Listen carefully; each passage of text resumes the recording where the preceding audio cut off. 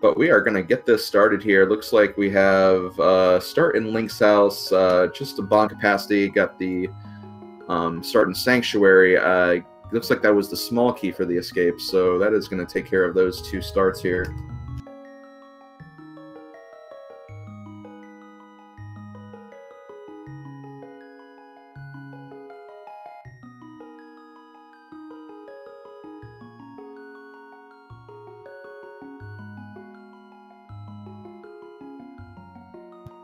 Looks like we have a nice red rupee tree pole for the level 1 tree pole, and we're going to take a look at inside the Uncle's cave now.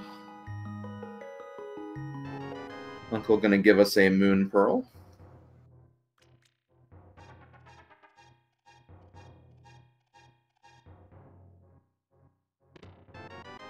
And a small shield inside the chest. And we're also getting a lumberjack check. It looked like it was just rupees. I did not get a great look, but I saw a number, and I think it was rupees.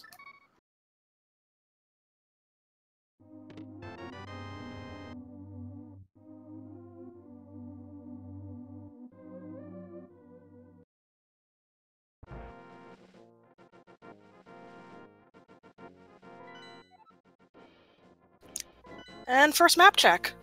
I think I saw 2 crystals and 1 pendant on the blip of the screen there. Yeah, it looks like we have a pendant inside Desert Palace and 2 crystals at the other 2 dungeons. And a piece of heart inside the forest hideouts.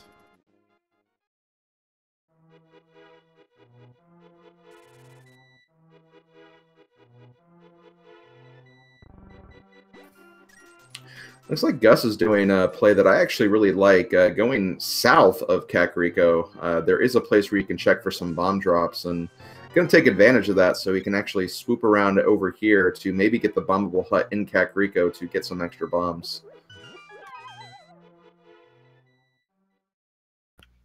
Just a big 20 on the library ledge there, so probably won't be seeing that again. Yeah, probably not.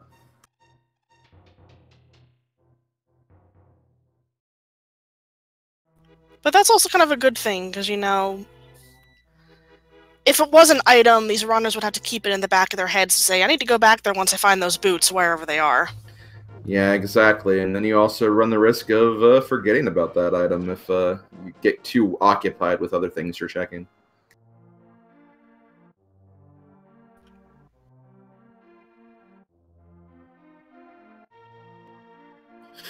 Okay, gonna get a nice stop here at the chicken house to see what's inside here. Ooh, hello, Silvers.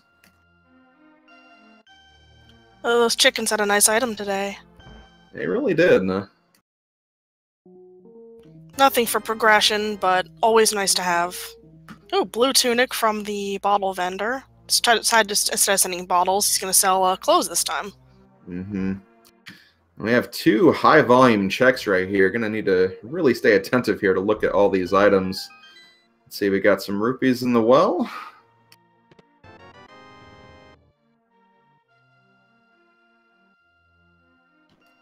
Heart container in the shed, along with some rupees. The flippers inside the well.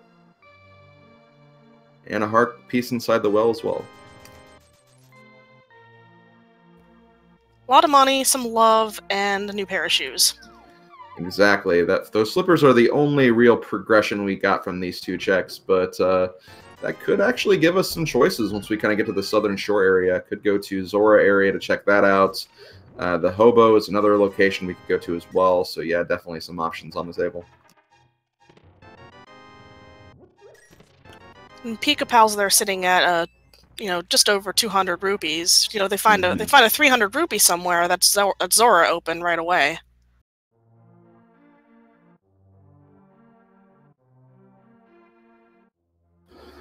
And honestly, in a pretty decent place to do the Houlihan strats, assuming they get the requirements for that. Because at this, oh wait, no, we do. Oh, no, the gloves aren't.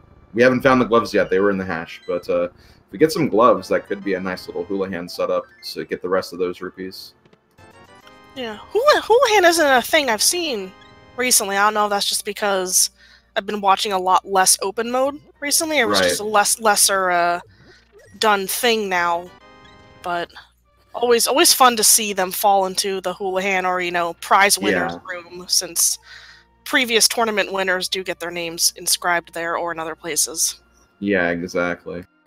Generally, though, it's pretty common to find like a 300 rupee drop. So yeah, Houlihan, not really as necessary as you'd see in like other and older versions of the logic, but still, it can come around every now and then, especially if you just don't get a lot of rupees at the start. Also, one of the tree pull levels this time is 20 rupees, so that's always a nice little option if you felt like doing that. Yeah, I want to say that's what Pika Palace has been using to get such a rupee lead. But, oh no, they all have around the same amount. But yeah, they can always use that information to their advantage later on, especially since they have to go to Kakariko, or the Hyrule Castle to get those items.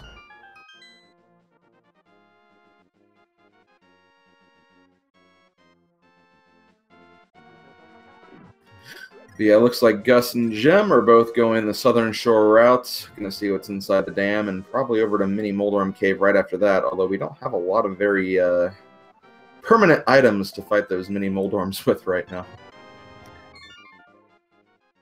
Oh, but that sword will help. Yeah, that helped. Thanks for that, Slim Kirby. You're welcome, runners. You're welcome.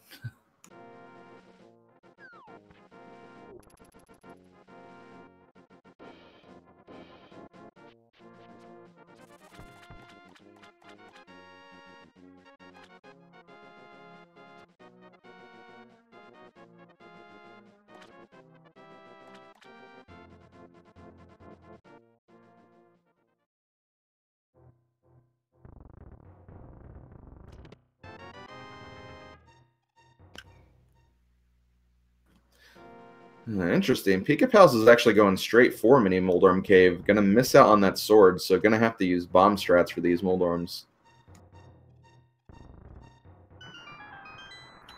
And Gus is the first one in the back room. Let's see what they have there today. A little bit of love. Ooh, there's the lamp.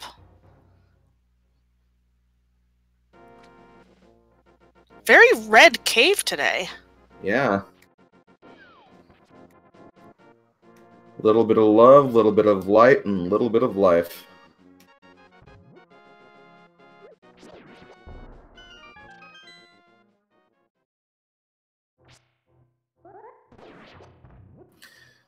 Next, I'm going to take a look at that Hylia Island. Oof. Was that Hammer. the hammer? Yeah, that's what I thought it was. That's a very interesting place, because that means we're going to need to get to the Dark World to get that hammer.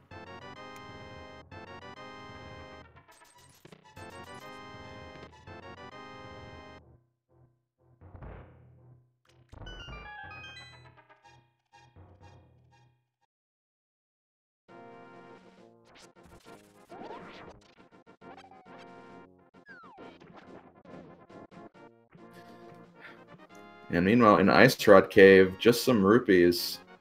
But yeah, that hammer placement, like, this is not necessarily an Agahnim seed yet. Like, we could get the Mitts and Mire, and then get the Dark World and just get that no problem. But, you know, with the items we have that lamp. I would not be surprised if it is an Agahnim seed just because of that lamp.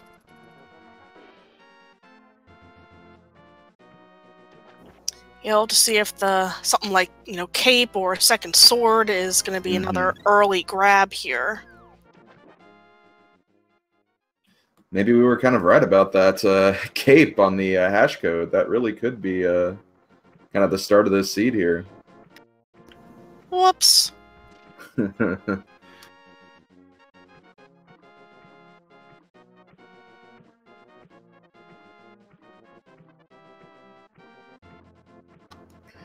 Looks like we are gonna... Okay, no, Zelda also gonna go over to the Ice Rod Cave first. I bet they're a bit hesitant on wanting to go to Zora right now, just because they are not lacking the 500 rupees required for the item, but, you know, there could be some rupees there, and we could at least get the knowledge of what's on the ledge anyway. Yeah, you never know when, say, like, Waterfall Cave might have 300 rupees. And it looks like Jem and Gus are heading over in that direction now, to at least get, you know, those three of the 4 items up here. Oh, there's a rod. I believe that was the Ice Rod. And Pika Pals is actually in Agahnim Cave, which is on the other side of the map, the other corner of the map. Gonna see what's in here. Another one of those kind of one-off, one-item checks. Just a bomb upgrade. And just 50 rupees on the Zora ledge. Not going to be enough to get the Zora items, so going to be abandoning this play for right now, but we'll be back probably a bit later. We have some other checks we could make, namely the escape, which looks like Pika and Gem are going to be both heading towards. That's right, the lamp opens that up logically. That's true, yeah.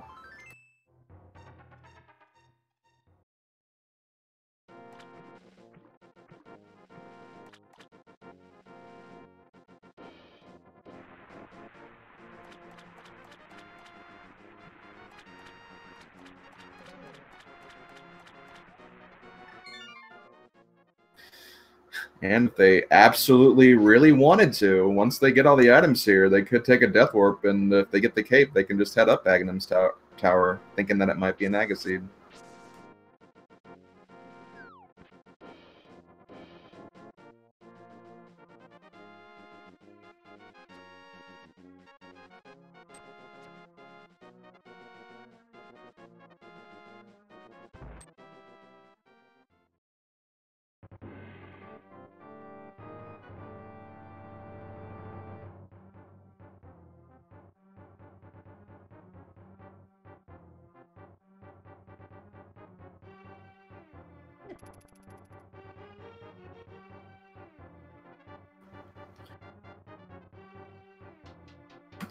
Oh, hello, Flute. That'll give us some access up Death Mountain. Whole nother treasure trove of items up there. Sometimes I like to call that area the shopping mall. That is true, although right now, it's really only actually 3 items we can get at this current... No, just two. Just Old Man and inside Spectacle Rock. We don't have Mire yet, or Hookshot.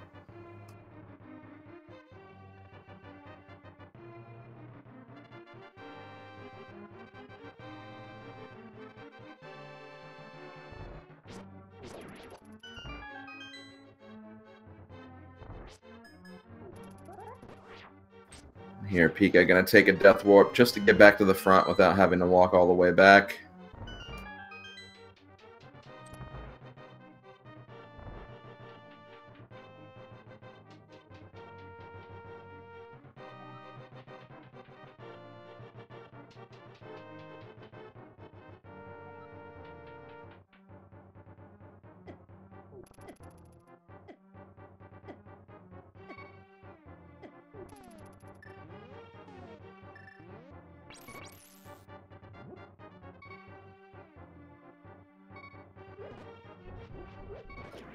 I like that strat from Zalgadison to freeze the guard and throw him into the other one. Yeah, that's something I like to do too. If I do happen to have the ice rod at that point, it is a funny thing to do. Okay, just the map inside the dark room chest, but we still have 3 left at the back of Escape.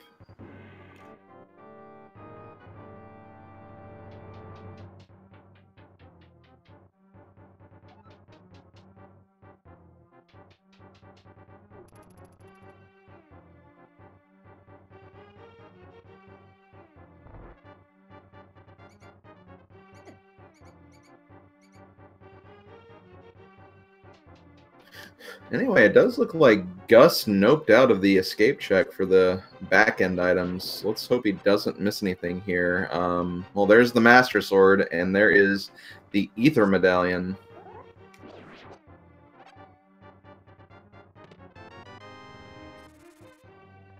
Yeah, I was wondering if Gus had, he hadn't gotten that, obviously hadn't gotten that far back yet, so I'm wondering why he decided to bail at that point. It wasn't like he didn't have any bombs there, so... Right. Oh, and I think he didn't have the small key that was in Sanctuary. That's probably why. Okay, that makes sense. Yeah. Decided to go activate the flute there instead. But yeah, chat pointing out, Agahnim is fully alive right now. With that Master Sword, we can climb the tower, and that hammer just lying in the Dark World makes me think that that's what we're gonna have to do to continue this seed.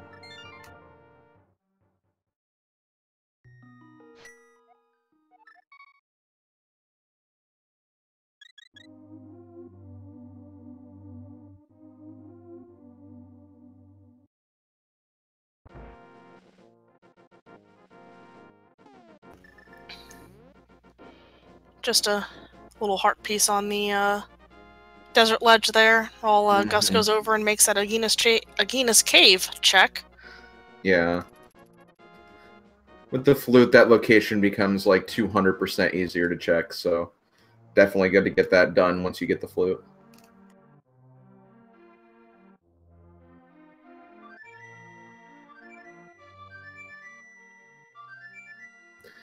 Now Pika-Pal's moving over to the eastern area, going to check out the back of Sashrawa's closet, as well as potentially the eastern area, or eastern palace dungeon as well. Yeah, some good, few extra, early on checks that are in that beginning sphere of availability. Yeah. Trying to avoid that, Agahnim climb, that 5-minute time sink. Yeah, for a case like this, you just want to be sure before you make that play, and with a lot of item locations, it's, not too far out of the realm of possibility that you could get both of those gloves inside Eastern Palace, so definitely not a terrible idea to check. Yeah, and Salad Sauce over there having a bank vault in his closet today.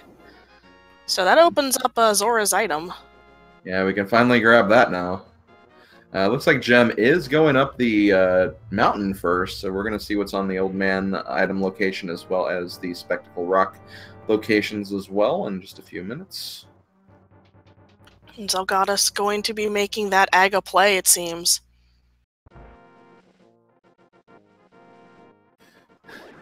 Zelga really feels it, so I can definitely understand wanting to just go ahead and get it out of the way. I mean, this is his final race, after all, so, he wants to get a strong showing, and this would be a strong showing if he gets it out of the way and just doesn't check all those one-offs, as we do find the Quake Medallion inside Eastern Palace.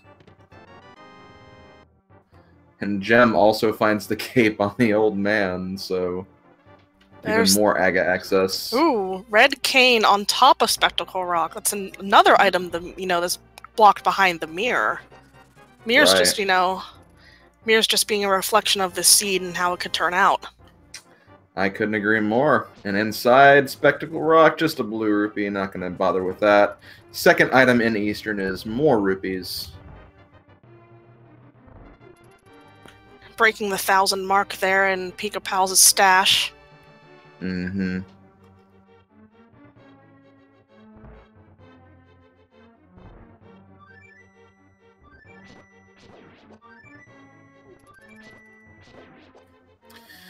And yeah, at this point, I think we only have 2 item locations left to check. We have the last item in Eastern and the Zora location. Unless they're both myths, that's gonna be the Aga play, is gonna be the correct play.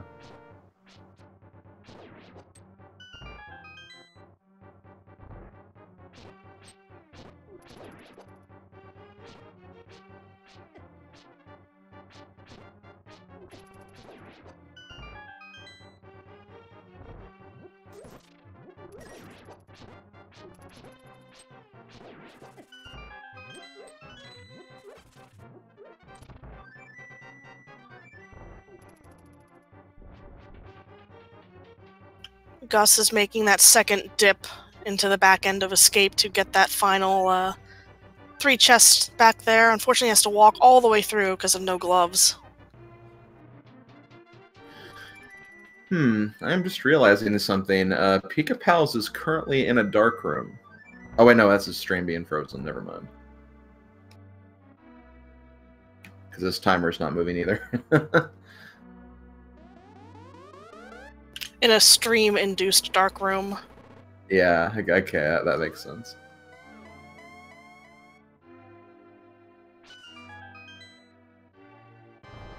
Okay, so how many blue energy balls are we going to get today for Aghahnim's fight?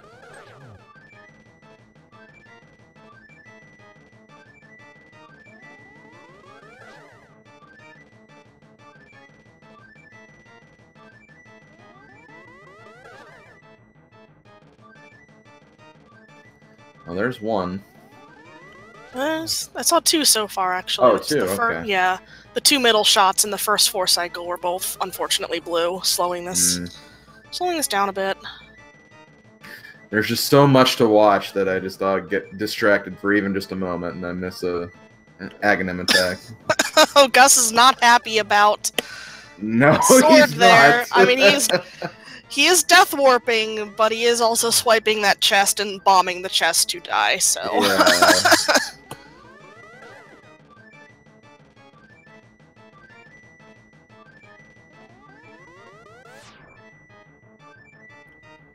now was that? I saw one other blue ball. I don't know if that was 2 more or 1 more there.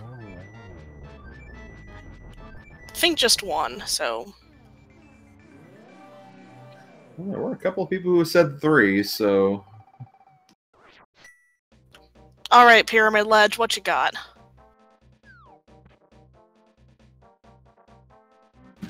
Oh, there's one of our wow, so 2 of the Dark World items in the Dark World.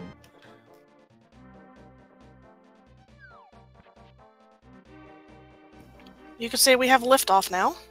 Mm-hmm. And I think at that point, that officially confirms that this was an Agaseed. Like, we haven't seen Zora, obviously, but there's no mistaking it at this point.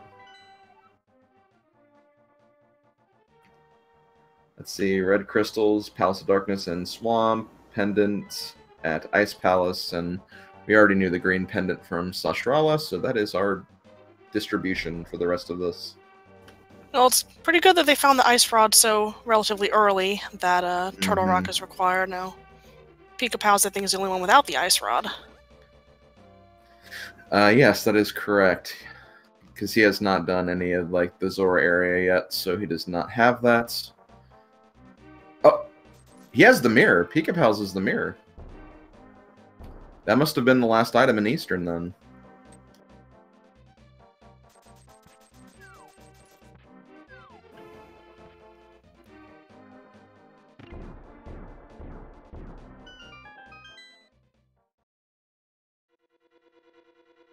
So all of that and Aga wasn't required? I still think it was, because the glove upgrade was also in the Dark World, so... Oh, true, both gloves would be there. Yeah, because you need either one glove or the hammer, and the hammer was in the Dark World, and you need both gloves otherwise, and one's in the Dark World, so I think no matter what, it was required. Logic, how do you even do? I shake my Yeah. fist at you. Yeah, I do the same.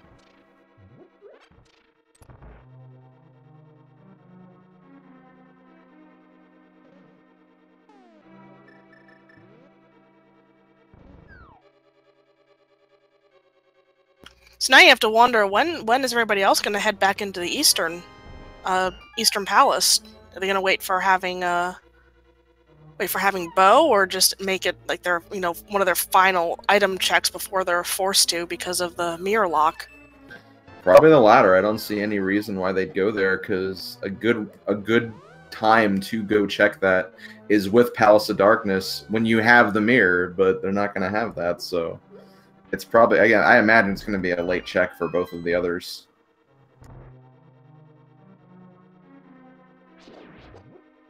Yeah, Zelga's doing a pod dip now, looking for stuff. Yeah.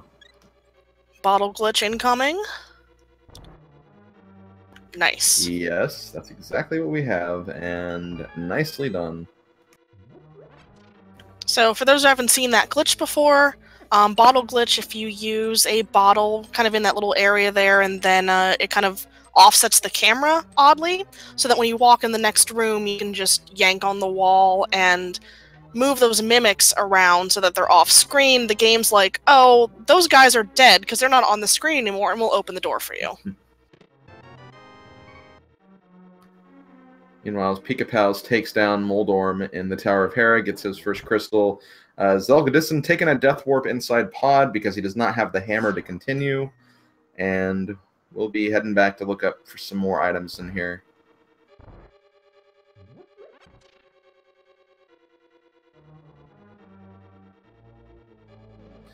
And looks like the final item in Tower of Hera is in the basement, so Pika-Pals is going to go pick up that next.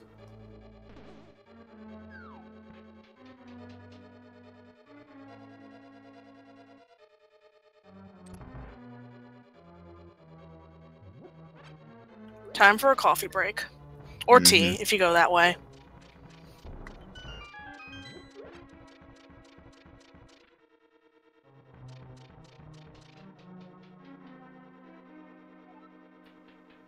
Looks like Gus is going to be going over to Catfish to get that item out of the way check. And Zelda finding more keys in Palace of Darkness. Yeah, unfortunately, Gus won't be able to check Zora at the same time as Catfish, because again, no Mire. Yep.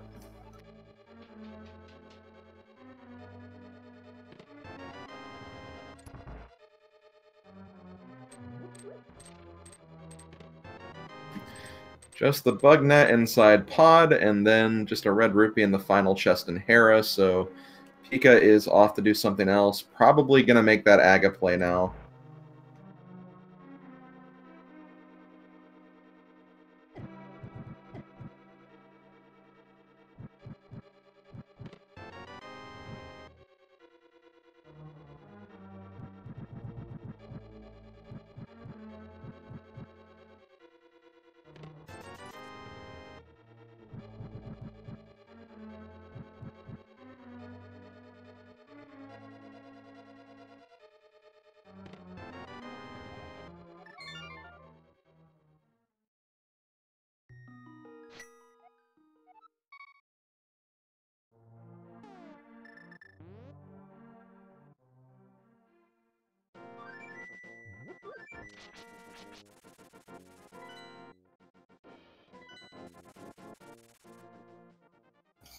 Looks like Gus is going to be the first one back into the Zora area with the required amount of cash on hand to feed the big fish. Yes, so we'll finally see what exactly did all our owners miss out on earlier. And Gem is officially in the Dark World, going to pick up his gloves, and at this point, he has the ability to get that hammer, so he has that full range of Dark World access that the other owners do not have at the moment.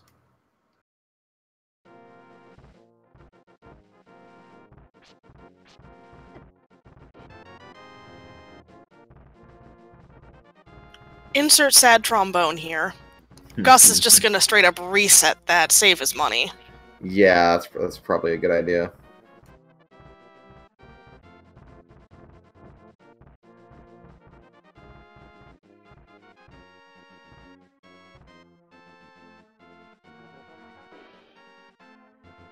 And it looks like Gem is heading straight for that hammer.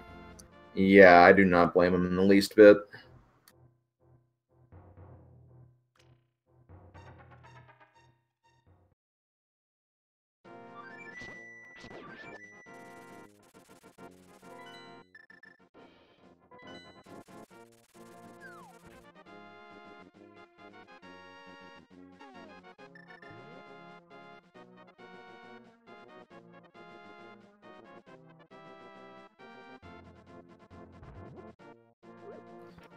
Looks like his first order of business with that hammer is going to be going over here to go to the Hype Cave.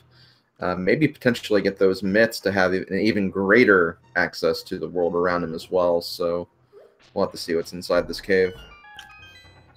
Yeah, there's a lot open to check right now in Gem's situation. Pika-Pal's down to a half a heart in this tiny bridge room. There we go, got that guard down. Alright, Hype Cave, how hype are you today? What do we get? Bad start. A single rupee. Very bad start. Nope, nope. Nope. Nope. Yeah. More like just Nope Cave. Nope Cave, I agree. I like that name.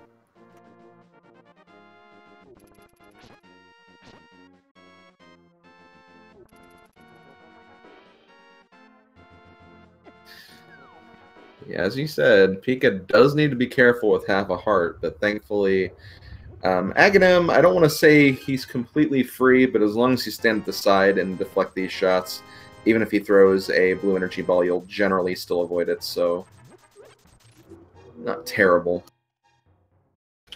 Yeah, it's just making sure your timing's right and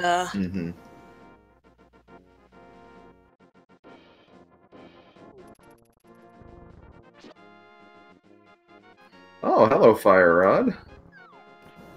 Rusty! Mm-hmm.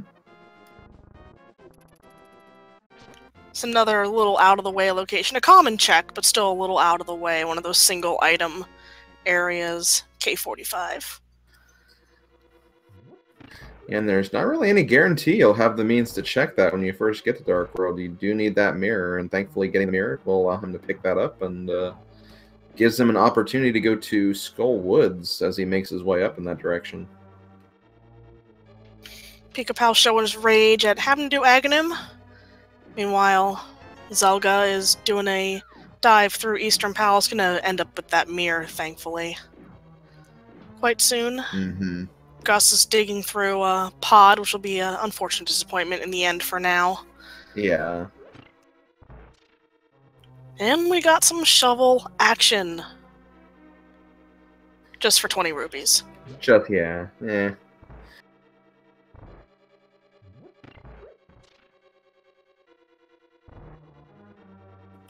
And much like Gem, Pika-Pal is going to be heading right for that hammer as soon as he gets to Dark World and finds the gloves, so going to have his Dark World very, very shortly.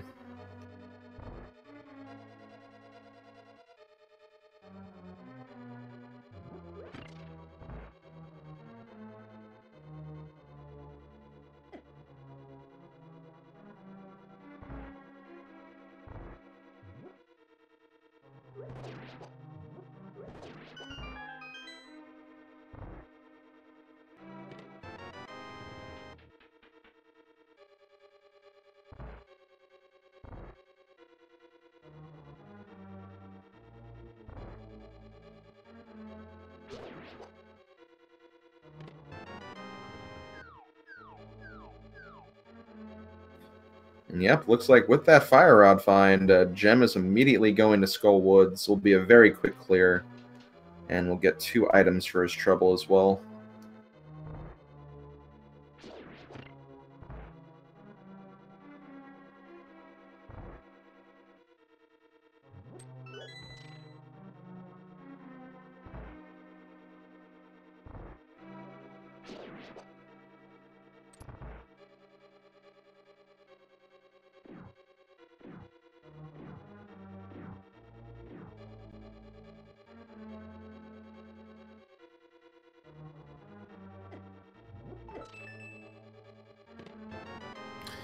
This is actually some very nice routing by Pika. He is going towards Catfish, and since he hasn't done the Zora stuff yet, he will be able to do this along with Catfish to save a little bit of time over the other runners.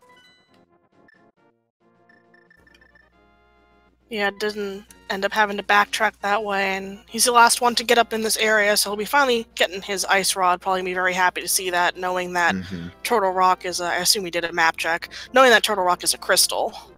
Yeah, for sure. That's the one item that has the luxury, I say luxury with quotation marks, of being anywhere except the one place where you need it for, Trinex. So getting that out of the way when Turtle Rock is required is really nice. Yeah, Ice Rod, the placement of this one item. Runners hate it. Yep, exactly.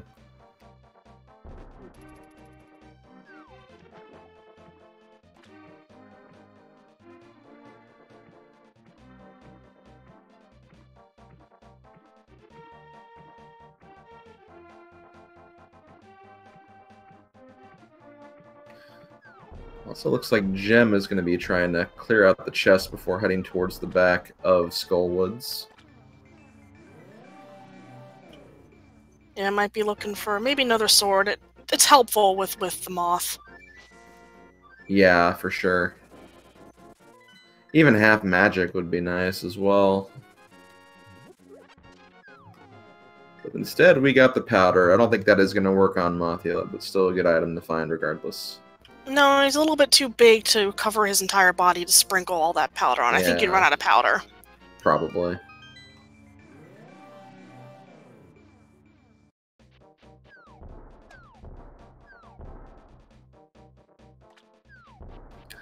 Ooh, and Pika-Pal's actually not checking K45, so not going to have that fire rod for the back of Skull Woods. Going to have to come back for that a bit later.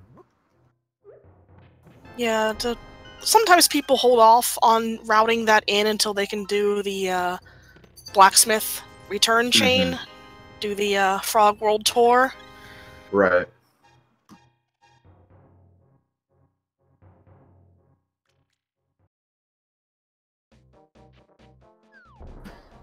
Princess Yang, the Ice Rod can be in Ganon's Tower, but it has to be a case where Turtle Rock is a pendant dungeon. In this seed, it is impossible to be in Ganon's Tower.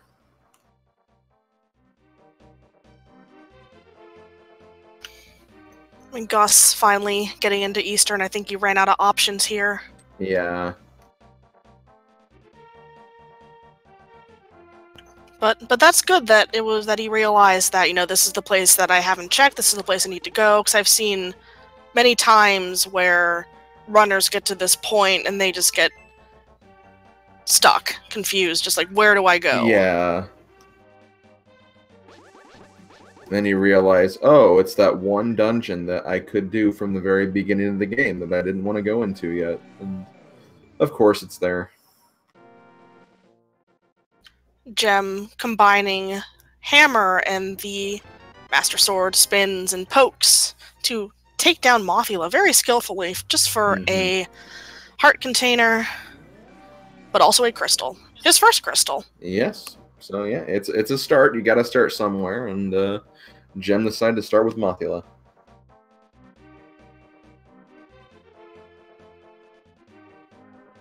So I imagine he's probably going to go south from here, kind of check out the Village of Outcasts next. That seems like the next logical play for him anyway. Or he's going to be fluting to Death Mountain, which also makes sense. We have not seen the east side yet.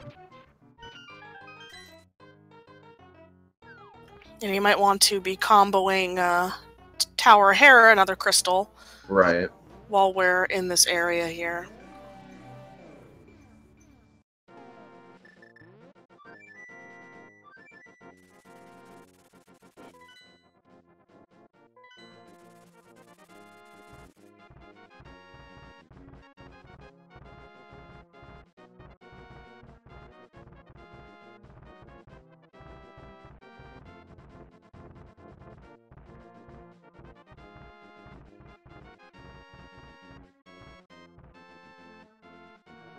Yeah, don't forget that cane, Gem. You might need that.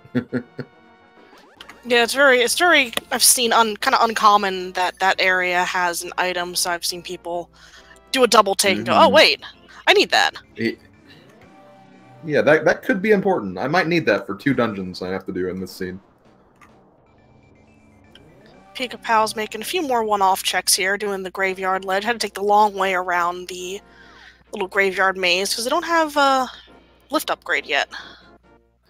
Yeah, they don't have a lift upgrade or boots, so yeah, I gotta have to go that really long, tedious way around that doesn't even look like you can get up there, but you definitely can. You just need to mow the lawn a little bit, just a piece of heart, so... Good check to get out of the way, but otherwise, yeah. Yeah.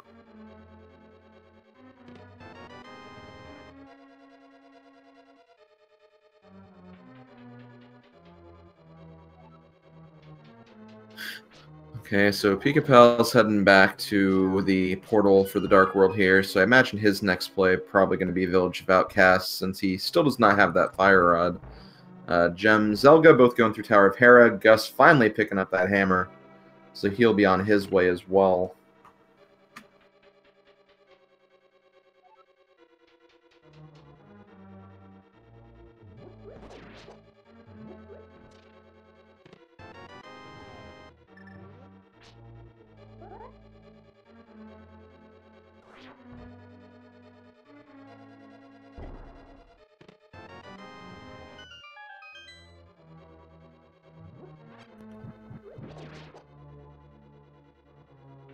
Blinked and Moldworm died on Gem's side.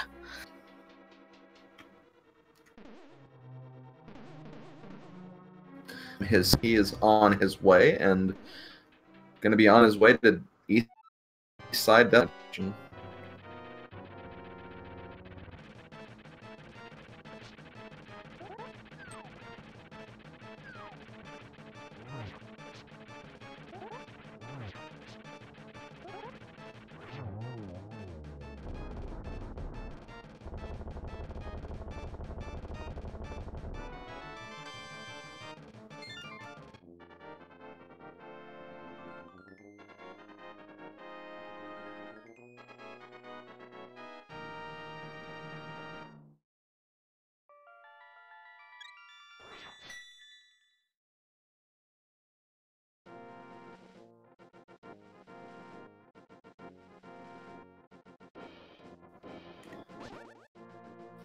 Okay, so we're going to be getting our first looks at both Thieves Town and Eastside Death Mountain.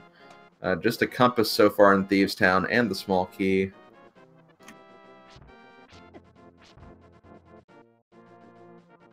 And just some bombs on the lonely Death Mountain Island.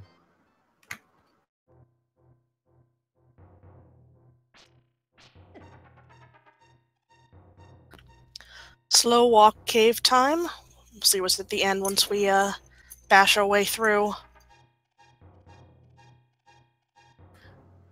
And get the big key. Getting all the dungeon items first in Thieves Town. And the Titan's mitts. Okay, there we go.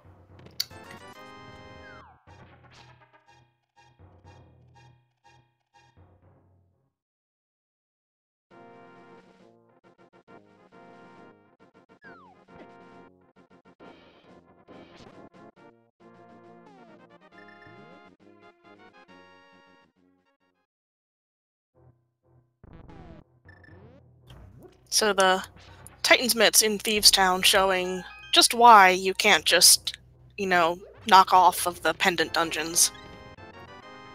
Yeah.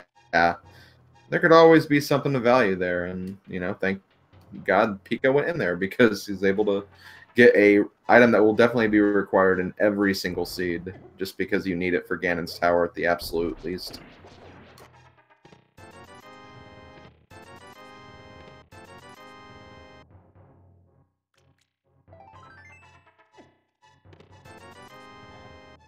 A lot of red rupees.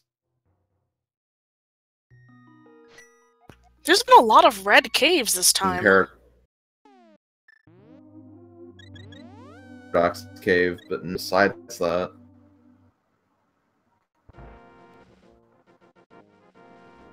Also in Thieves Town, the bow.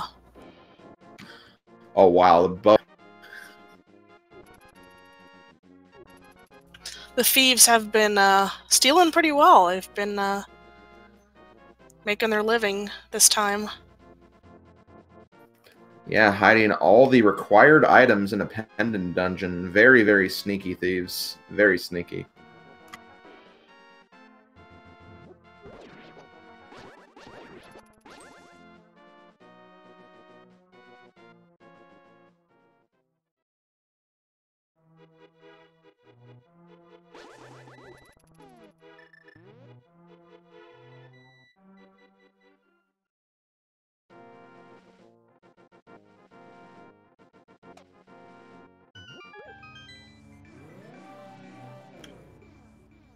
Looks like he's just gonna go through and finish the whole darn thing. Might as well. It's a green pendant. That might be an extra item. Yeah. You never know at this point. Yeah, and if he finds, for all means, Hookshot in here, that would be insane, because there would be a potential go mode at that point.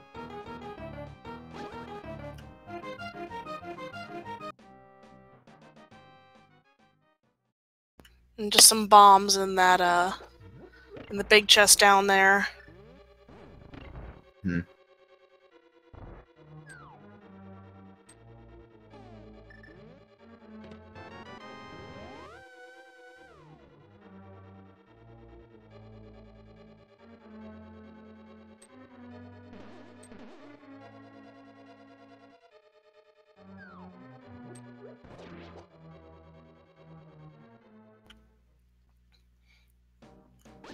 Blind fight here.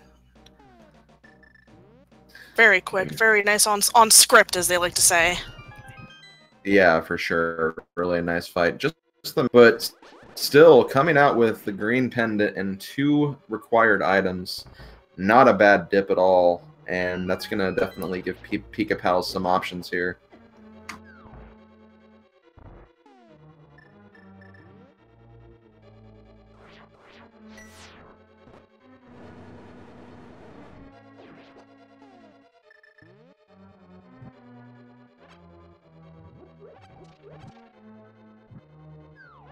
We'll have to see if anybody else decides to duck out of Thieves Town after getting all the items that it has in there instead of going through and fighting blind all the way. Because, yeah, one thing you really see from a lot of runners is they'll always check the first 4 in Thieves Town, help out from there because it is a pendant dungeon. But yeah, just deciding to make that go a little further and definitely benefited Pika Pals there. So we'll see if the other runners get that same vibe that Pika did.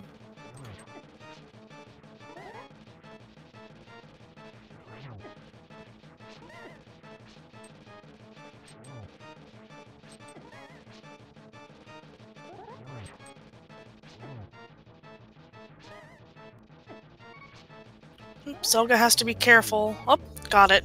1 heart left. Good job. Mm-hmm.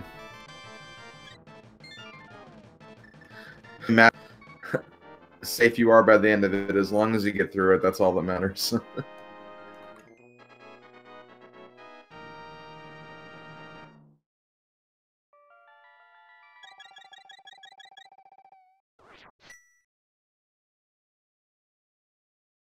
That is 2 crystals for Zelda now, and Gem is deciding to go into Thieves Town, so we'll find out if he decides to go further for that.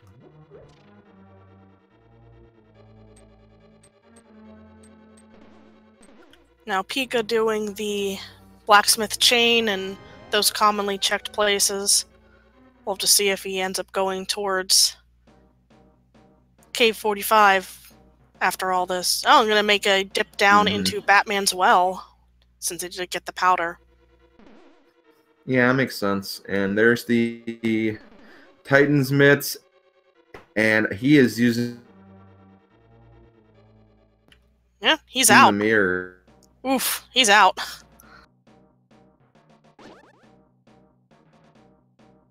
The Mitts does open up a, hefty amount of stuff overall, but he's going to have to go back in there for the bow eventually.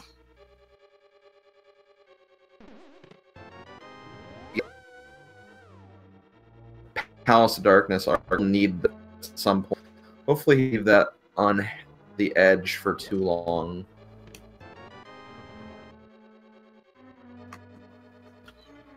Smith's just having stash of rupees. Here, we made these. You can have them now.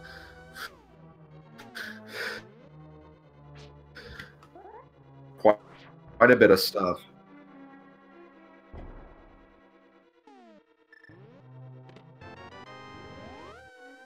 You think this is just like a stack of 50 green rupees? They made those one at a time and just like bundled them together and we're like, here, you can have all of these. Yeah, I imagine that's what it is.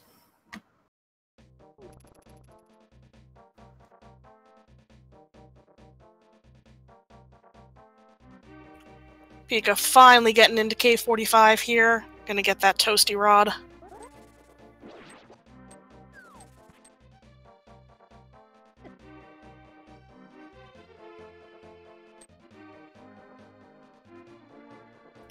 And Zelda, I think he was the first one to check Bumper Cave up there. It's just 50 rupees. I don't remember if anybody else had checked it, but... And they've had the cape for a long time.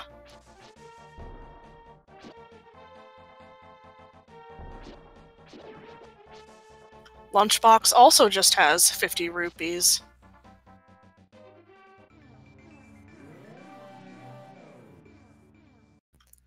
And Gem, with that lift upgrade, gonna flute over to the Mire area and see what's required to get into Mire today. Betty's hoping it's not Bombos.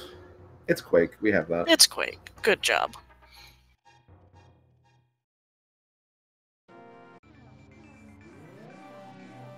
No one's checked Turtle Rock yet, so that might still be Bombos, and we might be on a, quest to find that eventually.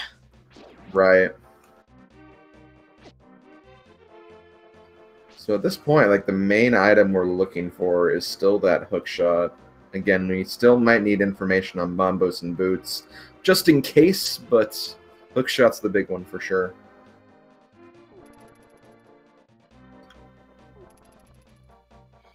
Gem opting to head back over to Light World to pop into Desert and get those early items in there.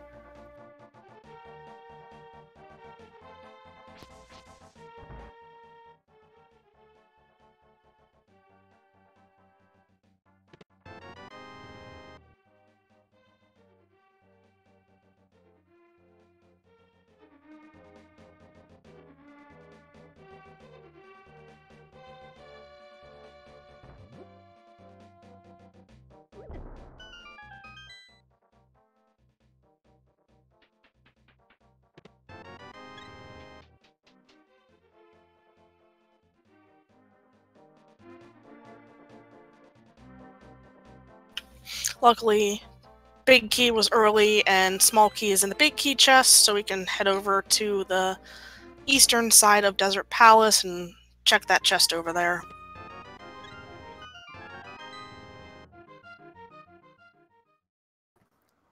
And honestly, if Gem finds both items over here, could opt to not even fight Lamno just yet until he maybe figures out that, okay, this could be a pedestal seed, so would save him a bit of time. Yeah, there's one item there, just 20 rupes. Open the map. Okay, Lamno does have an item.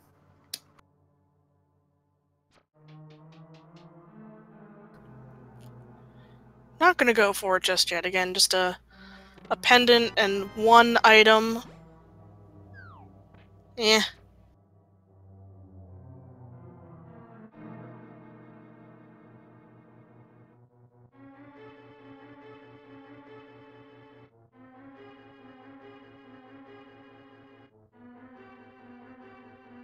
Nothing good in Checkered Cave either.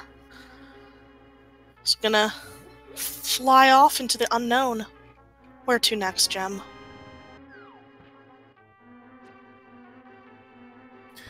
I believe this is going to be the play on the east side as well as Dark Death Mountain, I imagine, because I know Gem was here earlier to get the Tower of Hera crystal, but I don't think he did anything else, so that's probably what we're going to see next.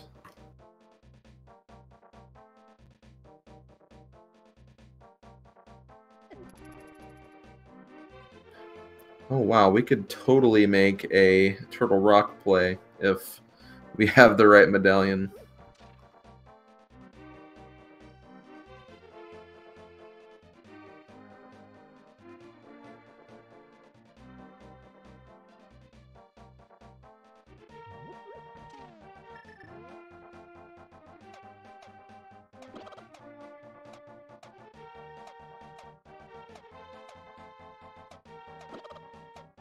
Getting a little blocked by a dead rock and a little jumpy spider guy.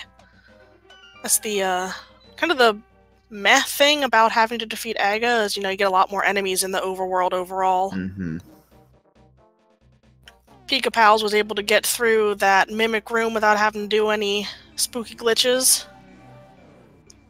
because had the bow already. Hadn't dipped pod early like others in the race here had. Oh, gotta flip that switch to get across the bridge there.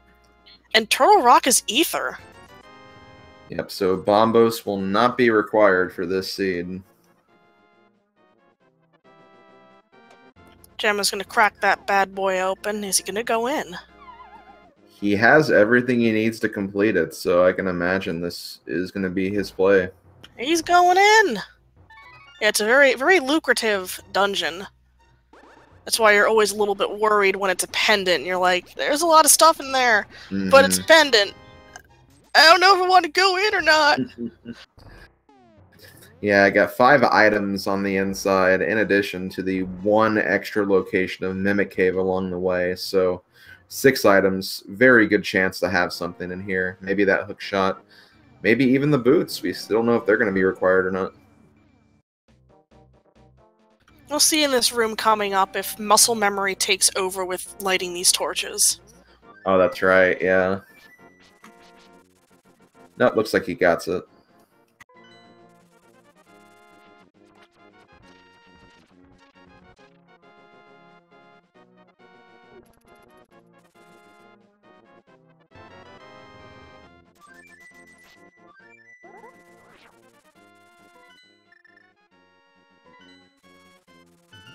Usually by the time you're hitting up Turtle Rock, you have the hook shot, and you can do a kind of a quick version of that torch room where you light the torches on your first go-round and just hook shot on one of them, fall off the platform, and get zapped back to the doorway. And you don't have to ride the platform all the way around. And a lot of runners will forget that, light the torches on the first way, and then go, oh wait, I don't have the hook shot and have to wait. Usually have to relight the torches. It's even worse if you run out of magic. It's just, you know, a bad time all around. Mm-hmm. Doing stuff the intended way is so boring.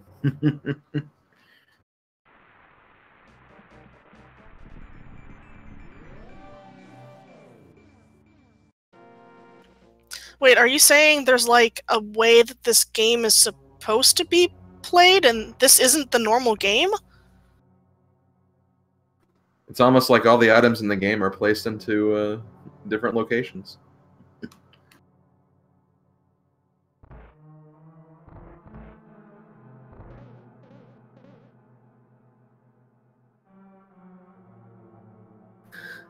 Gem, I'm going to need to be a little careful. Turtle Rock, the enemies do not mess around, and they do a lot of damage, even with Blue Mail. So got to be a little careful.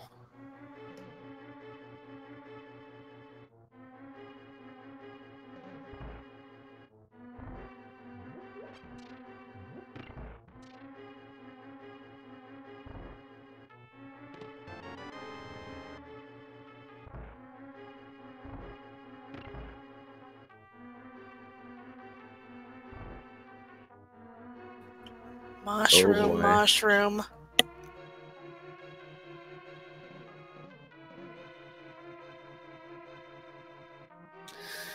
Will this be the fetch quest dream?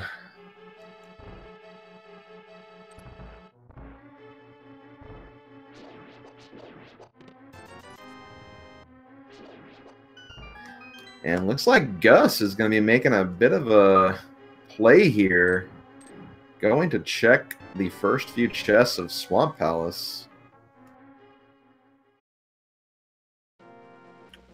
You never know when that hookshot could be vanilla flavored. Exactly.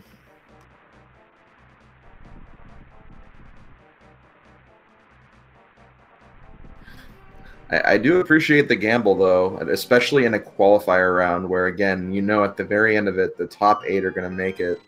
Sometimes a statistic like this, just making a gamble that ends up paying off, could be quite the boost you need for something of this nature. Yeah, and also Swamp Palace is the other lucrative dungeon in terms of item count. Yep, 6 items, and it is one of the 5/6 crystals too, so that'd be 2 additional items when gotten that alongside Palace of Darkness. So far, just a big old shield. That'd be useful for a laser bridge later. Mm-hmm.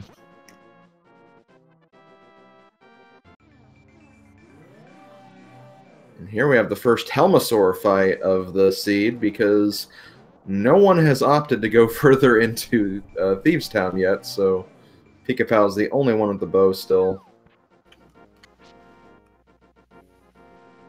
Yeah, I think other people who have gone through pod, either they didn't have the hammer to pass the first few bits, or they didn't have bow.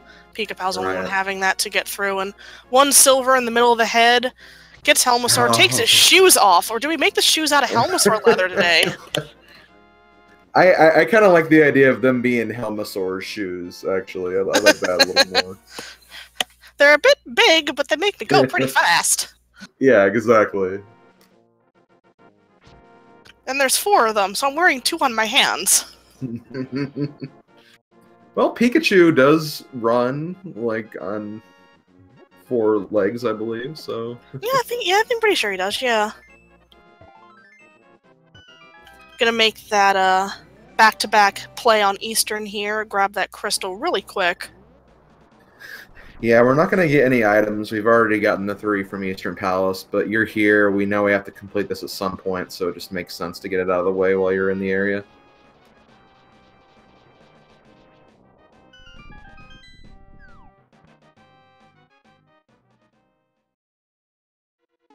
Also, Hookshot on Gem's side, found that on Laser Bridge, I believe. So that's a go mode, I believe.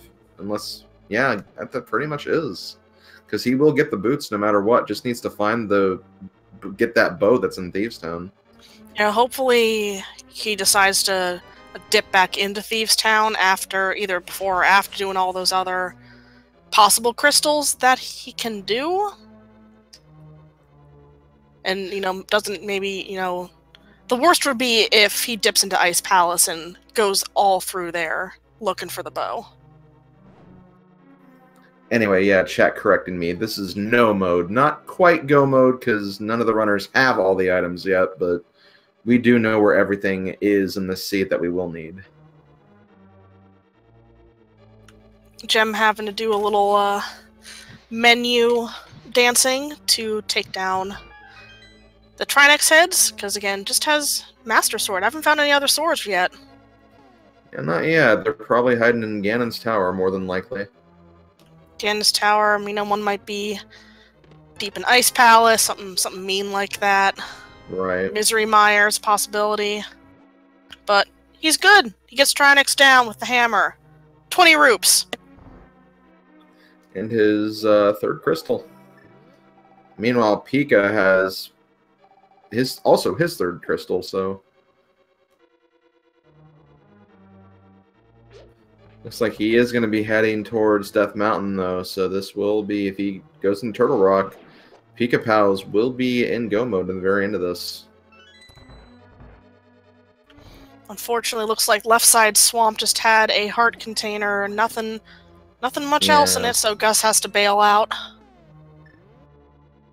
Yeah, unfortunately, once we saw that hook shot in Turtle Rock, yeah, the play in the side swamp definitely got a lot less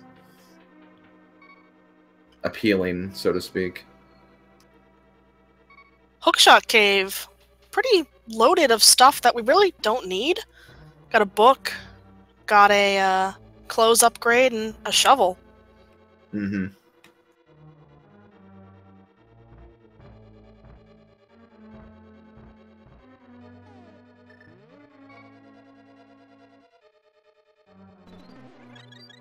Looks like Pika Pal still has to look up the east side normal treasures, since he did Hera like way in the beginning when he first found the mirror, so he still has some stuff to look over on this side.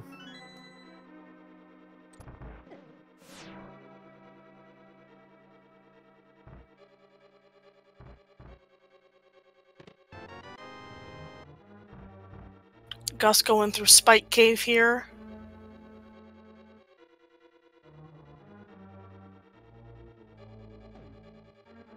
Should be just enough time to get this item, which is, well, a bottle of red potion. Not terrible, I guess. And on the ether tablet, we're going to be finding 300 rupees from the sky. Yeah, chat pointed out, and I just noticed too, Gus still only has the first level gloves. Hasn't found Titan's Mitch yet.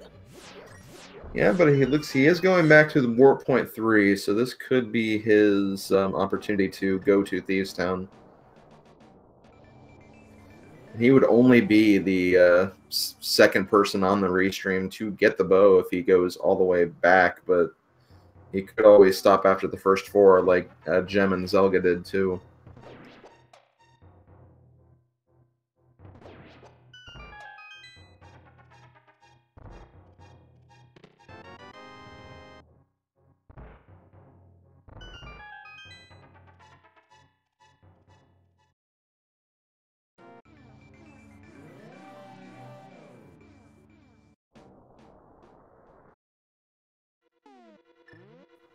And here comes Pika Pals, more than likely going to be dipping into Turtle Rock now.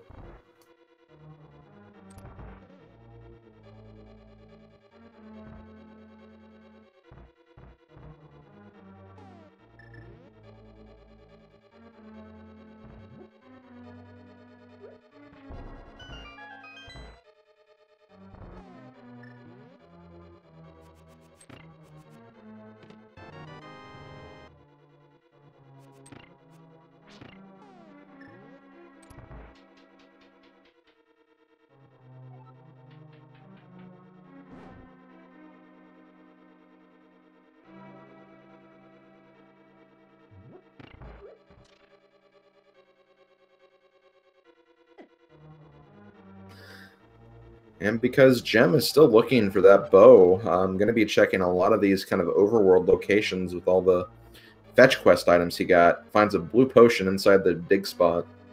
That's all the bottles, wow. Yep, all the bottles have been found.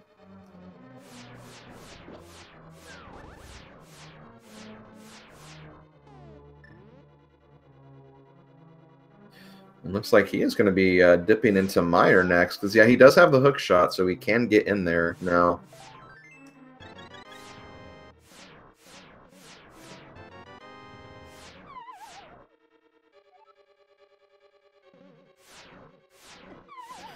And it does look like Gus is continuing through Thieves Town, which is good for him. He will get the bow, and will be the second one on Restream to get it.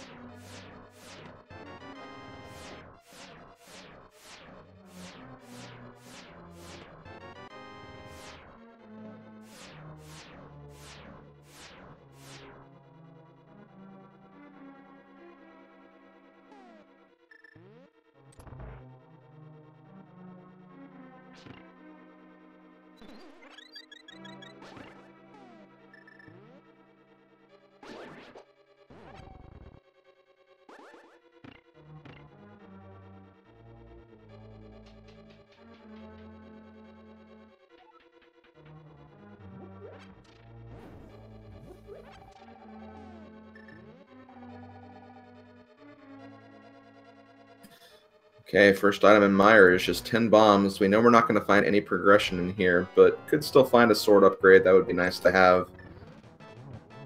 And that's really about it. Sword would be the only like major advantage moving forward. Yeah, we'll see where the...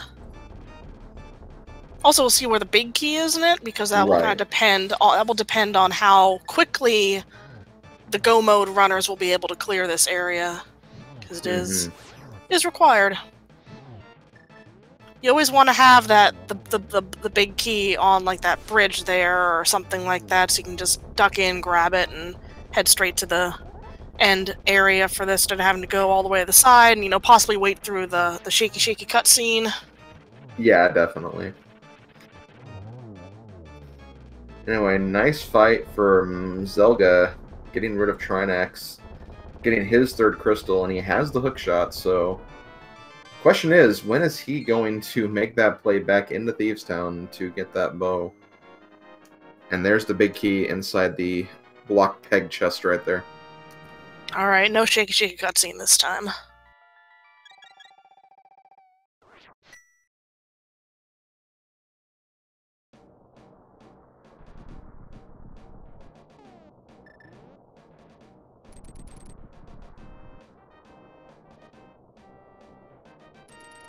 You know, overall, this seed has been interesting.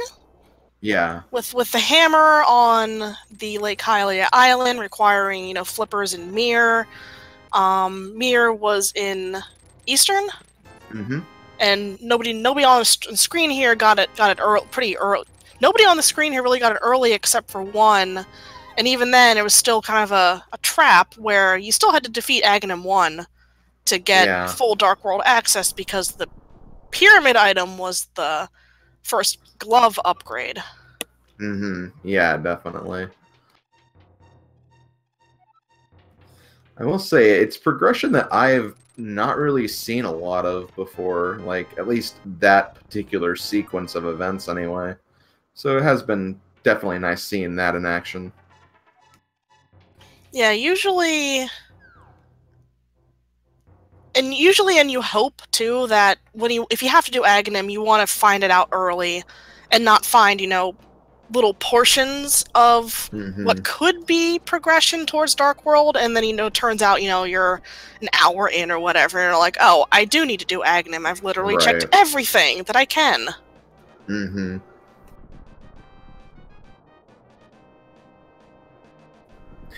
it's also just brought out the whole mindset of, okay, well, I'm entering a pendant dungeon to look for items. I find an item I need. I nope out. But is there more in the dungeon? Should I keep going, or should I just leave right here? And as you can see, Pika-Pals went further into Thieves Town, found the bow in addition to the Titansmiths, and, you know, he's going to be getting that hook shot soon, which will be his go mode, and he'll be more than likely finishing this particular seed first over all the other runners. At least on the restream, anyway.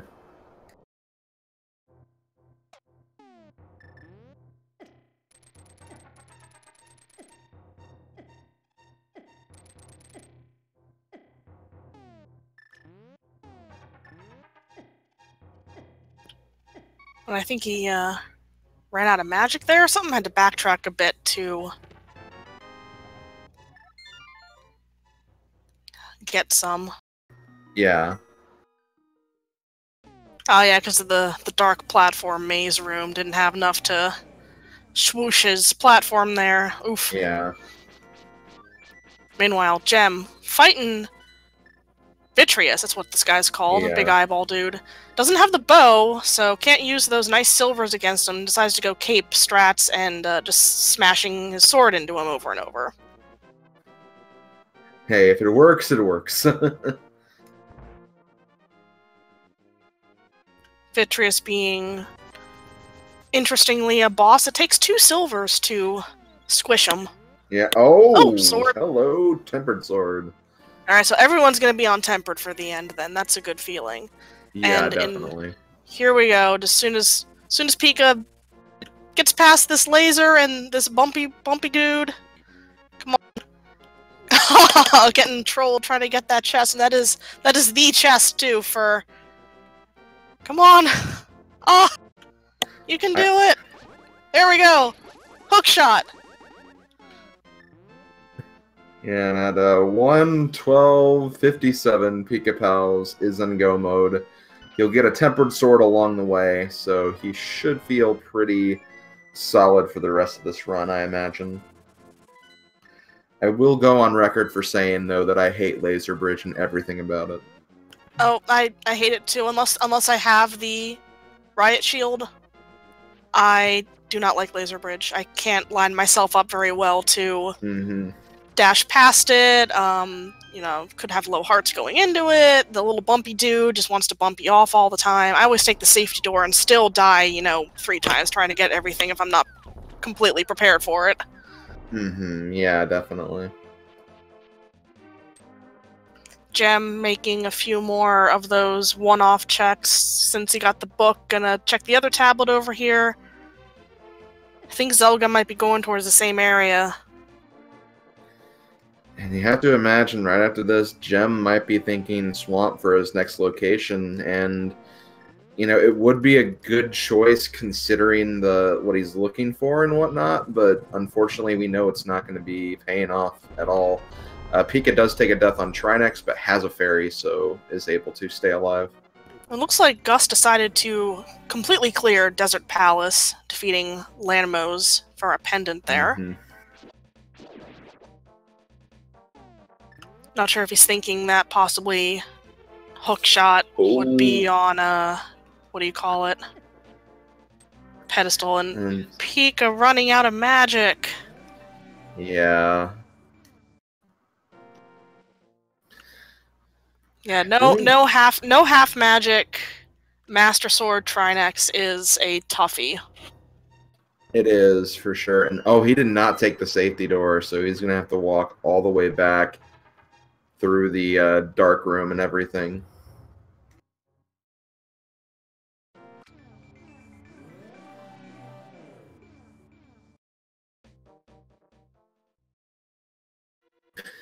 And yep, both Zelda and Gem are dipping Swamp Palace without going back into Thieves Town, so this will probably be a full clear, and it's unfortunately not going to turn up with what they're looking for.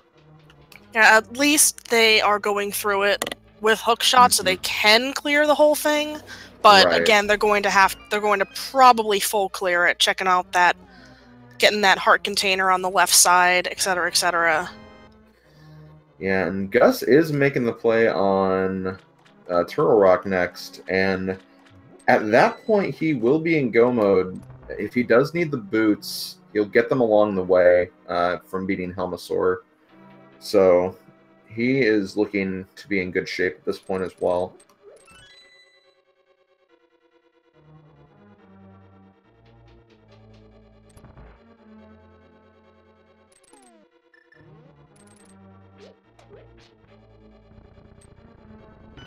Anyway, here is Pika's second attempt on Trinex here. Gets the fire head done just fine. Now he has to worry about the ice head.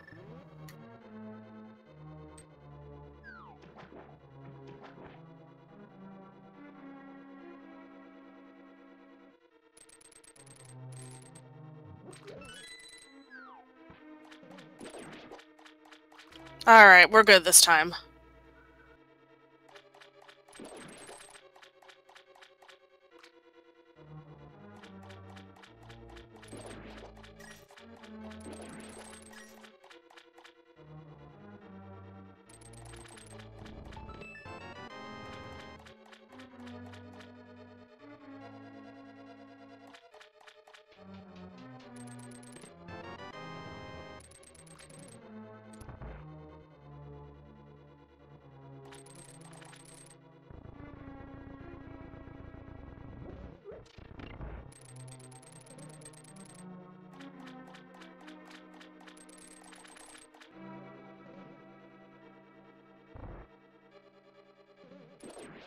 Okay, looks like Pika Pals did finish the Trinex fight. Did kind of get a bit of a stream freeze there, but he did complete it, and he is just going to be dungeon rushing for the rest of this seed. So just needs to clear Mire, Swamp, and Skull Woods, and he'll be on his way to Ganon's Tower right afterwards. Interesting set of final dungeons there. Yeah, for sure. He didn't do Skull Woods as early as everyone else due to not finding Fire Rod until super late. Fire Rod being in K45, and he didn't do that till he got the glove upgrade with the usual go around with that. Swamp Palace didn't have to dive that for looking for items because he found the bow super early. Mm-hmm. And Hookshot as well. Was able to get the Hookshot on the right path there. And he could have actually done Mire earlier because he did have the boots for a while, but decided to go to Turtle Rock first, which honestly was probably the more lucrative play in this case. Yeah, in terms of both item density and then actually what turned out to be the correct way for getting the items. Yeah, for sure. Because you can just, as he showed, you can just bonk yourself across that first gap there. Mm-hmm.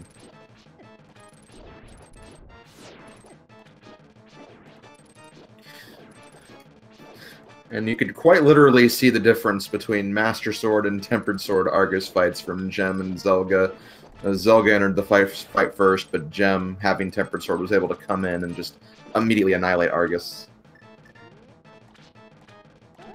Having to do two slashes on those popcorn balls. Kind of annoying. Mm-hmm. But a Fire Rod and a few spins that gets the main body down really quickly, and just had a little bit of love on there. Nothing big. Crystal's bigger than that. Mm-hmm. Gem popping back in to check that other chests that were left behind. Yeah, and I think from what we saw, it was just a piece of heart and some rupees, so unfortunately not gonna really pay out here, but at this point you want to make sure you're not leaving anything behind, and you're looking for only one item.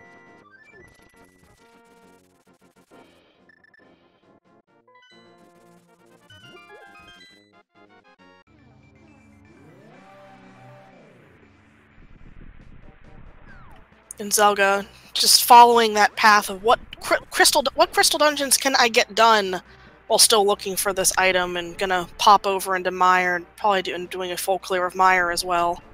Yeah, at least he'll get the Tempered Sword, but that bow is still going to elude him for a bit.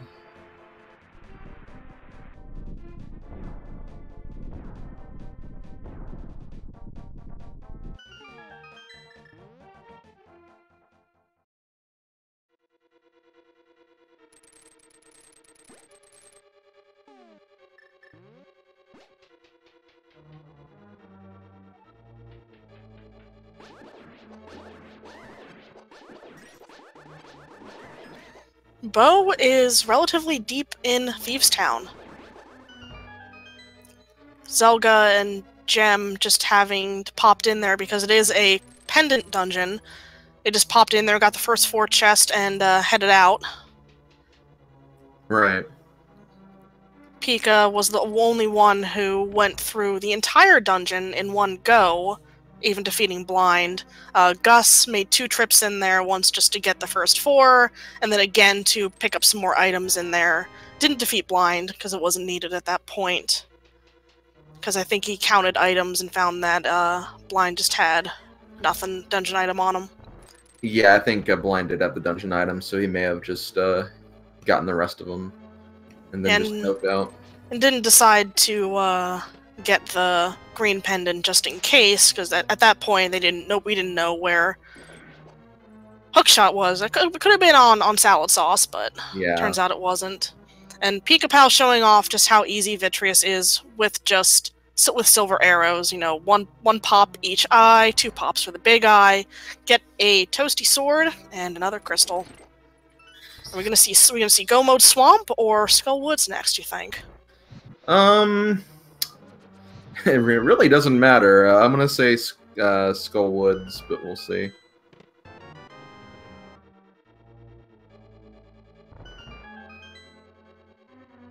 No, Gem, go back. Go back south.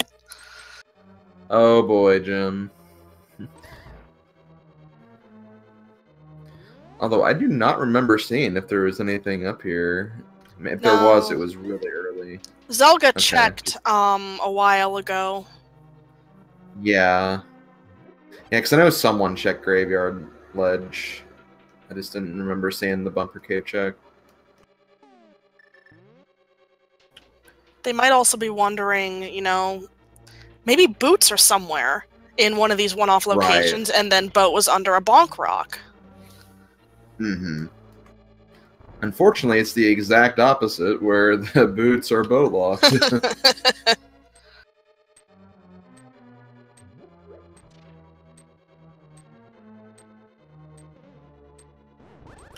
Yeah, boots are being worn by Helmasaur King right now.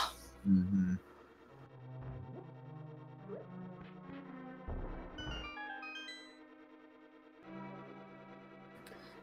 But yeah, knowing where the rest of the items are, at this point, we know Gus is in go mode because he has the hookshot now, and as I mentioned, that those boots are on Helma, so he will get those boots, and he has pretty much all the rest of the items he needs.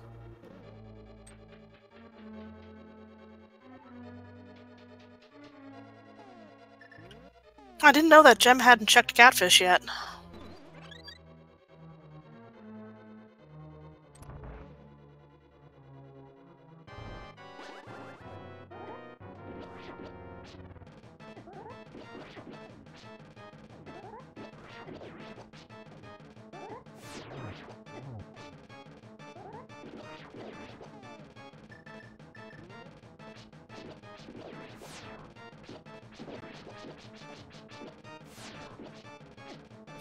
That one little eye. Ooh! Zelda not watching his health. Does have a fairy, though. Yep, still have that fairy that we found on Moldorm, so he's able to finish up the rest of this no problem, and we'll get his tempered sword for his trouble. It's surprising he didn't just go for the capes instead of save the fairy, possibly. Needs to be careful, because one more hit will... Okay, good. One hit each there. Yeah. Zelda gets his tempered sword, and Gus just about to finish off Trinex. There Gem hadn't done Zora either, so...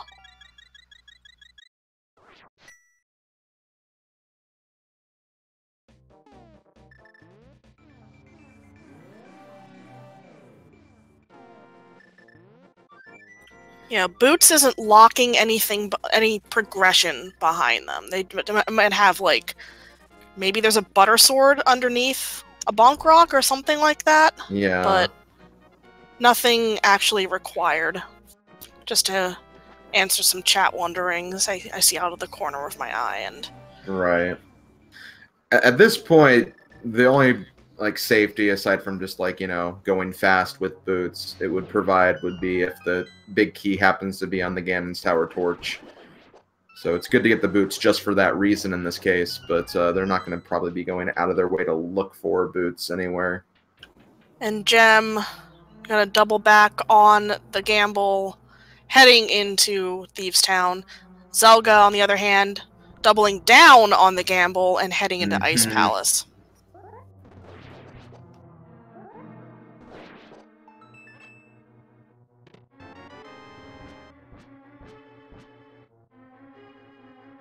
Ice Palace being one of the most annoying and can be very long dungeons.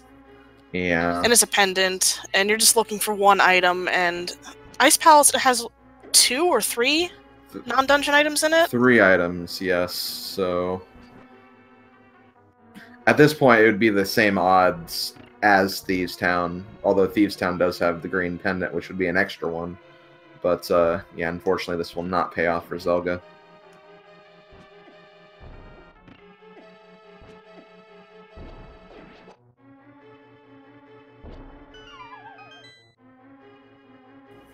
Meanwhile, Pika just straight dashing right back to the giant moth's lair to get his final crystal. There's the bow for Gem, and he is out of there. So I think he knows that, okay, I'm not wasting any more time looking for boots. Hopefully I get them along the way, which he will, and he just needs to clear out Pod and Easter now.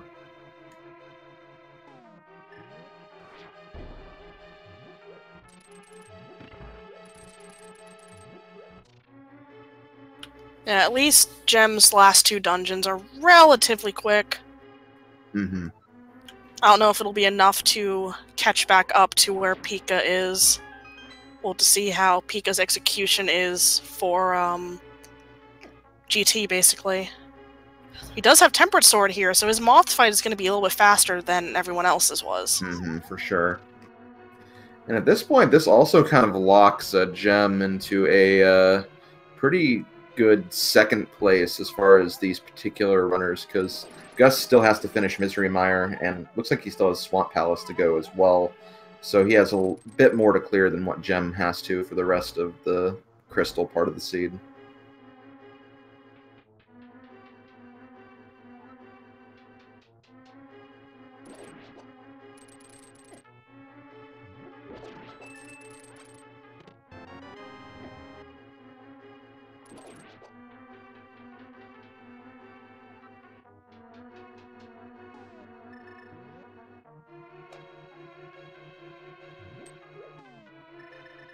Anyway, with that 7 crystals in Pika Palace possession, there is a game we generally like to kind of have fun with on these speed gaming channels. You have any idea about that, Carrie, at all? Well, there's a lot of numbers and stuff and something about a key. Well, anyway, there are locations in Agahnim Tower where you can get the key, the big key, to get all the way up the tower. And we like to do a little game where you guess the number and get some love, affection, and other feel-goods from if you guess the correct number. Mm-hmm.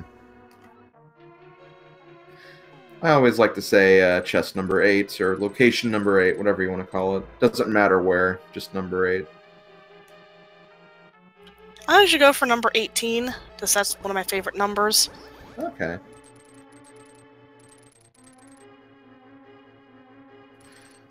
But yeah, if you also just want to give a general location name, you can do that too. I see a lot of people saying the torch, so, you know, that's fair. That's fair. You can just give a general location as well.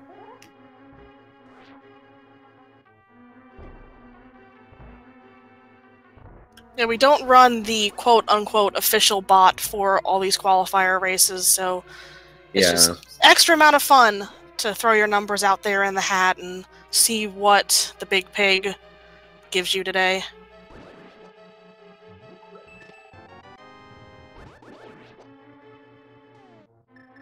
It looks like Ice Palace did have our 4th sword, so Zelda is buttering it up. Yep, he is. It's true. Where else do you keep your butter? I mean, you wouldn't keep it outside and keep it, you know, melted. You keep it in the fridge. Yeah, of course. That makes sense to me.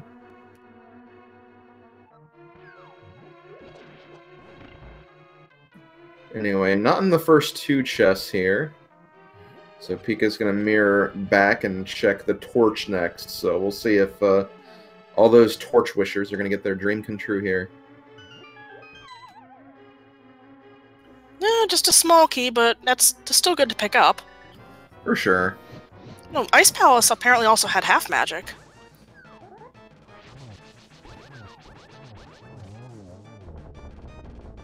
very clean cold stare fight. Yeah, very much so. I could not see it was the item beyond those explosions. Just explosions. You picked up explosions from cold stare.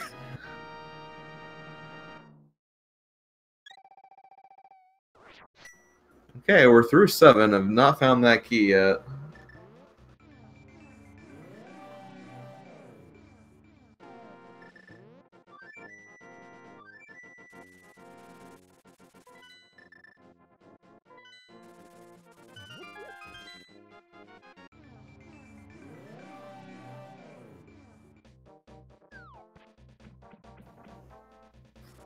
Looks like Zelda is kind of making a bit of a pedestal play now.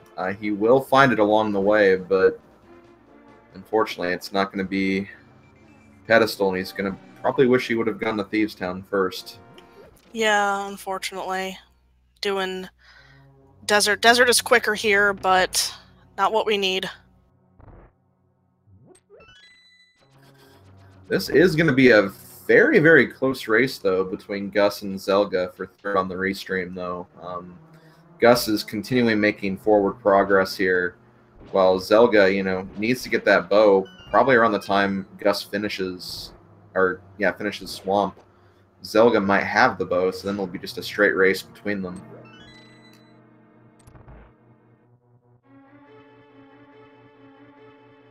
Still no big key. We went through Rando Room. Rando Room, so called that it's the only time you go in that room is when you're playing Randomizer.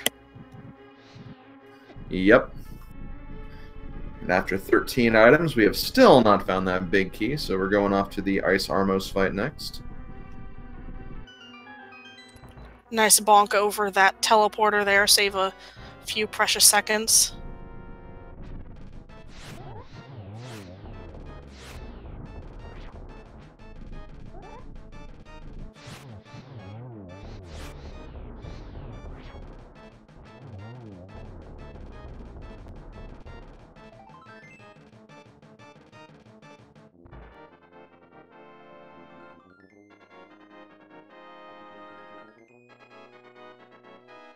Ice Armos is a pizza cake with silver arrows.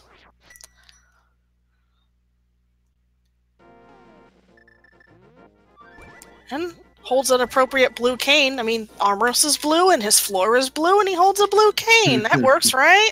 Yeah, of course. I'll go with that. Yeah, we are still looking for that. We just have Tile Room and the 4 chests in the Compass Room remaining. I imagine he's probably going to go straight for the back and not worry about the Tile Room, but we'll see. Yeah, okay, no hold down A button coffee break at that point.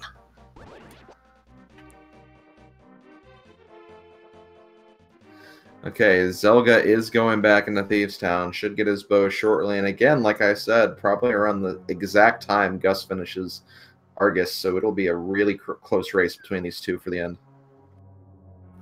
Yeah, it's just unfortunate that leaving that till the end there. But again, you want to when you make a gamble like that to just check the first 4 and keep going, you kind of want to stick to it.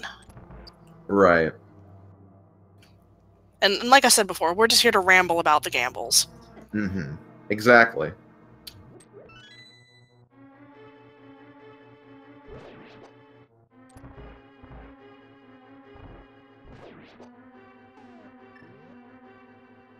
And it looks like Big Key was somewhere in those non-tile room last chests. I didn't count the number there, but Pika Pals is heading up the middle now.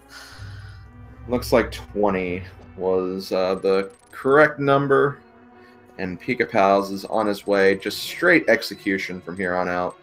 We'll have a pretty safe Ganon fight, so should feel pretty good about the rest of this seed.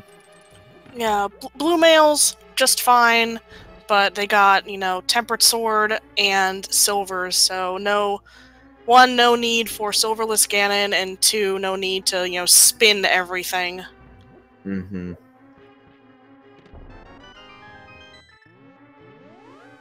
Plus, they got Powder to powder any to get some nice health refills on the way up if they so want. Exactly. Okay, so Gus on his way back to pod. Zelda right on his heels. So this is, you know, Gus does have a small bit of a lead over Zelda, but it is really close between.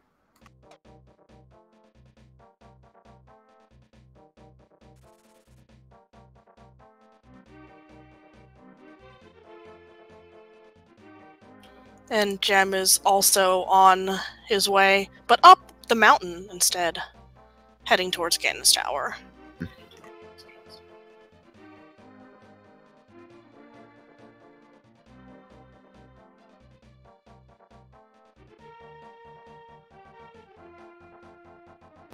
Pika not going for the quick refill at the bunny beam there. Probably wants to keep the Landmo cycle okay.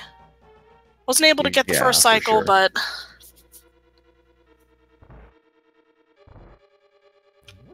silvers can be a bit tough to hit the Landmos with because of the extra lag they create. Plus, you know, you got the fireball statue shooting fireballs at you the whole time. Yeah, but and there's already forms when you shoot a silver arrow, so it can be kind of hard to nail down properly. Yeah, at least Pika still has a red potion in his arsenal in case he does need to take a sip and restore health there. Getting both of the fancy strats for the Wizrobe rooms. I love that. Mm-hmm.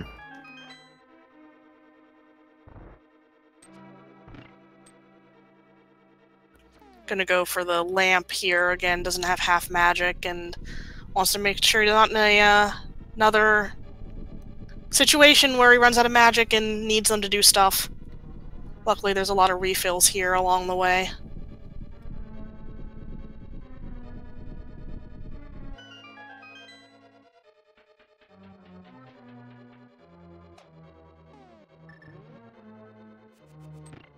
Has enough keys so can just skip this room here. Head on to the conveyor belt bomb slidey spike room.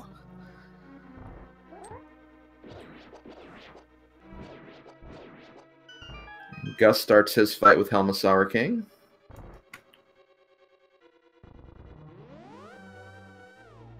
Gem just started straight left while looking for the key. Didn't even pop over to the right side, I believe, to get the first two.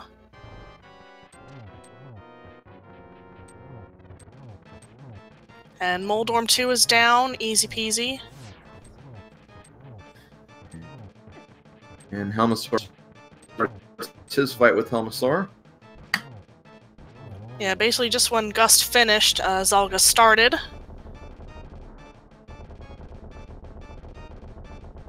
And now, Geometry Wizard!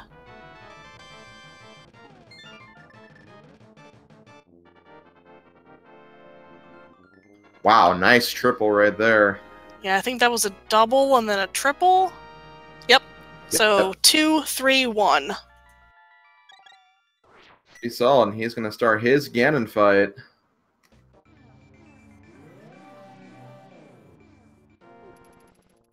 Gem shedding bombs. Heading to Rando Room.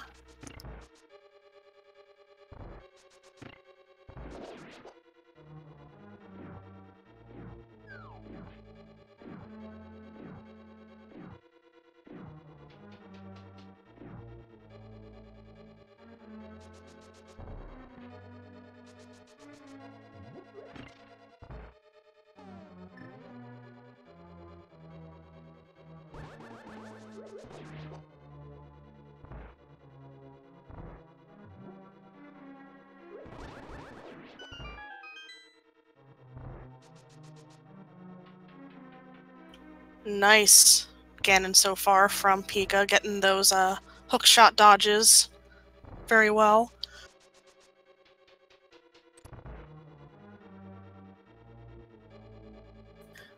Meanwhile, Zelda is definitely gaining some ground on Gus here. Really just one room away now, so those two are continuing to push the race together between them.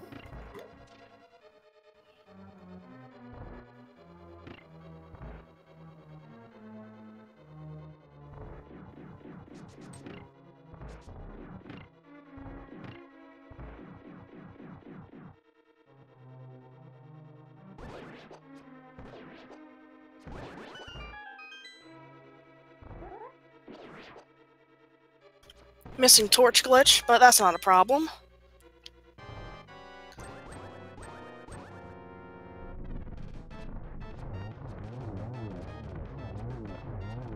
And gets the double to finish it off. Don't go too far up. Yeah, he is pretty close to that ledge, but I think he's got it just fine. Yeah, sword is raised up, and those steps will descend soon, and Pika Pals walks through to the Triforce room. And he does finish in first place for this qualifier with an official SRL time of 1 hour, 42 minutes, and 18 seconds. So get your GGs in for Pika Pals for taking this on his first qualifier race.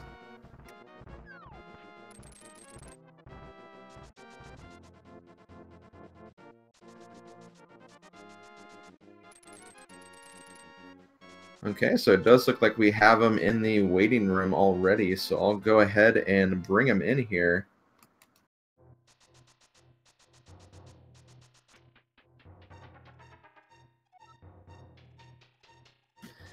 And we have pulled in our winner for this qualifier. We have Pika Pals. GG on your first race and in your first qualifier as well. Very well done. Hey, thanks. That was a pretty fun seed. Yeah, your choices were very good overall. Just making that continuation into Thieves Town was a big one to get the bow right away. Yeah, that was definitely a big thing, I guess. I kind of figured, like, if anything was going to screw people over, it would be the missing that bow after getting the mitts. Mm-hmm. It was that and Mire as well, as some people didn't dive into Eastern until it was like the literal last point that they had available. And yeah, didn't get Mire until later, and even so, even with that early Mire, Agahnim 1 was still required, so I know that some people also waited a while to do that Agahnim 1 play. Yeah, the Aga 1 play was, I was pretty certain it was coming once I finally saw that hammer on Lake Hylia Island. I went up to Death Mountain first just to see if maybe I could find a glove or something. I really wanted to do Catfish into Zora, but turns out that was on the pyramid too. Mm-hmm. Yeah. It's not very often you see 2 of the required Dark World items in the Dark World, like, as soon as you get to Agahnim and whatnot, so it was definitely an interesting item placement for sure. Yeah. And then you just run back over to Village of Outcasts, grab your bow and mitts. Mm-hmm. Yeah, for sure. And very quickly, just gonna say this on the looking at the restream right now.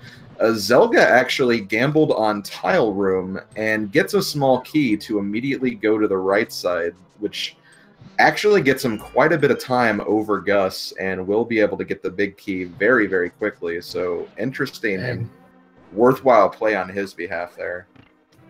Yeah, I was like almost considering checking Tile Room, just because all the trouble in T-Rock made me think I'm probably behind a lot. Yeah, unfortunately running out of magic on Trine X is a huge setback. And didn't you have to also, like, start back from the big chest once you died? Yeah, well, it was more that I also ran out of magic before the oh, right. Right, yeah, that too. Had to go back and get some magic to do the dark platform maze room there. Yep. Turns out magic is hard. Yeah, it can be.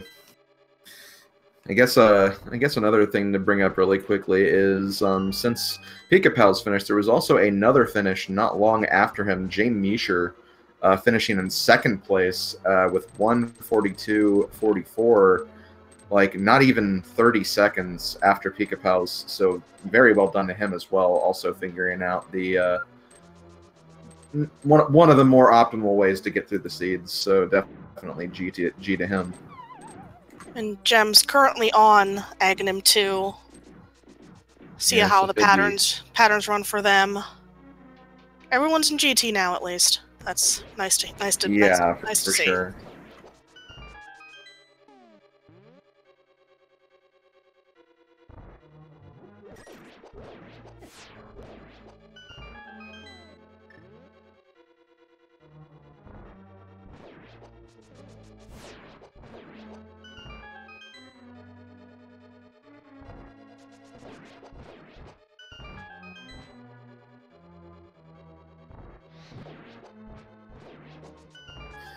Okay, so Gem gonna start his Ganon fight now. Zelda heading into Lamo 2. See if he gets the one cycle here. Nope, misses. Had a little trouble there with the fireball statue shooting. Decides just to go for sword slashes because he does have butter sword.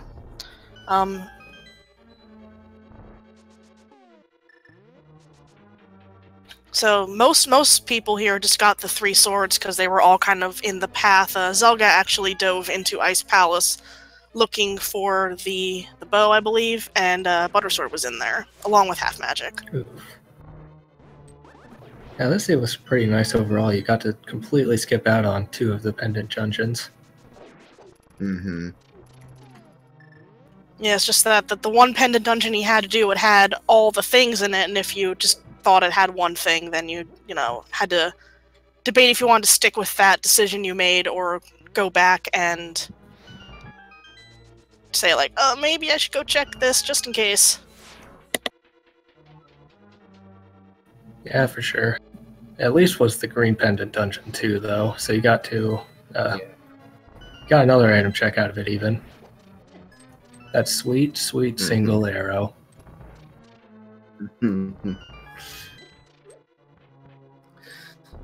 Anyway, it looks like Gem has finished up his run as well.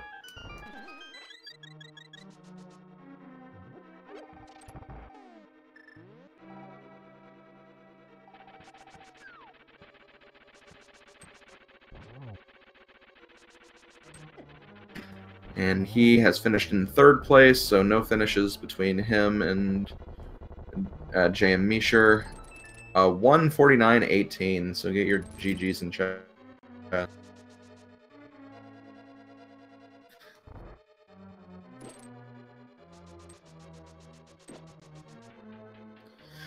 So before he gets in here, if he does get in here, so that was your first qualifier, which means you have 3 more to do. You feel like you got a good start at the very least, getting a first for your very first one? Yeah, first is definitely a good start. I was hoping to at least hit top 3, so first is very nice. Anything you feel like changing up, or just gonna keep playing the same way? Anything you may have done differently because this was your first attempt at this? Not really. I feel like for the qualifiers at least, like I think being super thorough is generally a better idea, just because you don't need to get first in every race. You need to get like top 2 or top 3 depending on how big it is. Right. So yeah, the more thorough you are, the more consistently you'll be placing high, rather than if you skip something, you'll suddenly drop 10 places. Yeah, it's a good strategy to have versus, since you are playing against multiple people, it's not so much of a playing against the other runner and trying to outguess just one person. You're trying to outguess, 15 other people, so it might just be, playing the best to your own style, and also, trying to check as much as you can, try not to leave anything behind. And that worked for you today very well, where you didn't leave anything behind there. Yeah, more often than not, one of those 15 other people are going to have the best route, and it just so happened that that one happened to be the one I took. For sure.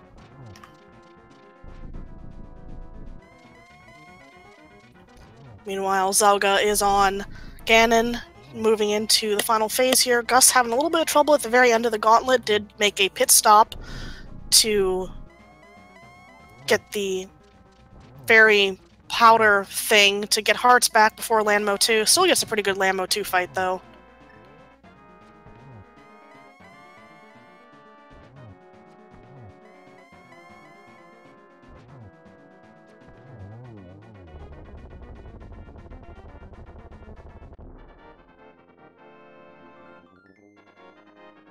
And Big Pig is down for Zelda.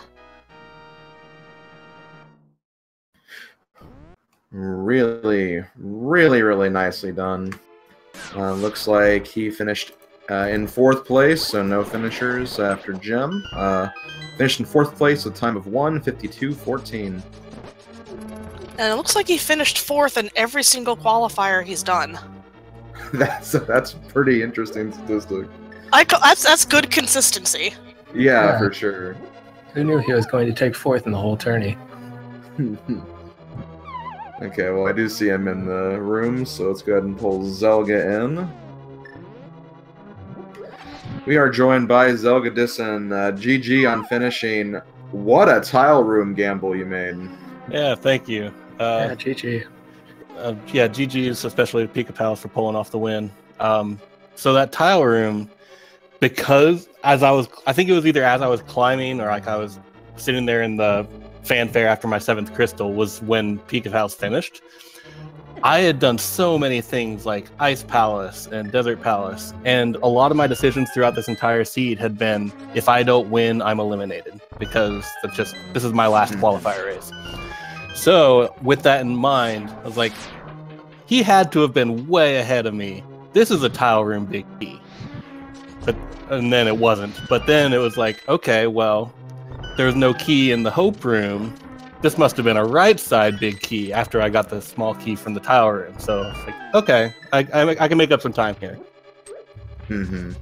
Yeah, there were a myriad of things that went wrong in Turtle Rock for me, so that reading into it didn't quite work out. Yeah, well, I was still kind of like, based on the fact that I had done so much thing, I knew there almost had to have been something go wrong. Like, nobody had finished for so long, and as soon as I got the bow, I was like, how is nobody done? Yeah, that's what I was thinking, like, as I was going up Ganon's Tower. It's like, I did Turtle Rock so badly that somebody should have finished by now. Yeah, I was going through a Palace of Darkness, like, man, there must be like a big key on the torch with boots on the pedestal or something like that. Then beat Helmasaur and drops the boots. Like, oh, well, now I'm really confused. Yeah, I guess I was one of those lucky few who got the bow pretty quickly. Yeah, that was one of the decisions, like I was saying, where I kind of had to be playing to win. Where I was like, I've been screwed by Pendant Thieves Town in 2 of my qualifiers. I'm not doing it again. So as soon as I got the Titansmiths, I was done. Mm-hmm. And hey, also solid. It's hard to call it a gamble because it was really looking like it was going to be anyway. But I believe you were the first of the 4 Restream runners who actually made the Agahnim Tower commitment. And that ended up paying off as well because, yeah, if you'd gone to Eastern, you would have got that Mire, and then there would have been like so many other things you could have kept going and looking for. And then, of course, the gloves you were looking for were on the pyramid, and then that took you right to the hammer. So that was also a nicely well-read part of the seed. It's just unfortunate that the bow kind of consumed a lot of that extra time. Yeah, thanks. I felt really good about that read. Like, I didn't have too many other things I could do at the time, but as soon as I got the Master Sword and I already knew where the hammer was, I didn't have a glove yet. Like, there's almost no way this isn't an Aga seed, so just go ahead and do it. Yeah, for sure. Yeah. But yeah, as we went into Ganon's Tower, or no, not even Ganon's Tower, just going up to Ganon's Tower, like it was literally like a screen difference between you and Gus, or you just immediately committing to that top. Definitely saved you probably a couple of placements. Yeah, I can believe it, and I don't know. This being my 4th race, like this is my 4th qualifier. I got 4th place in every single one of them, so you know, I feel kind of happy about that. Almost even better than if I had won. Right.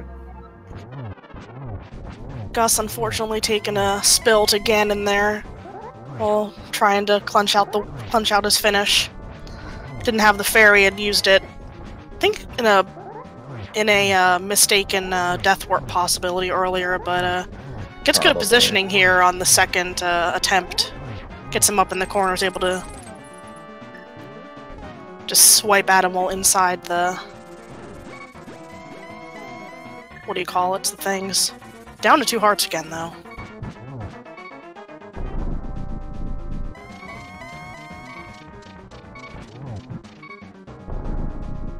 He is down the 3rd phase, though, so should be able to, as long as he just is careful with where he positions himself, should be okay.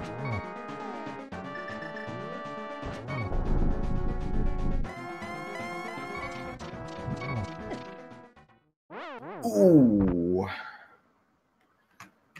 Unfortunately, meets the very edge of that fire spray. Does take another death, and will have to restart the fight. Dang.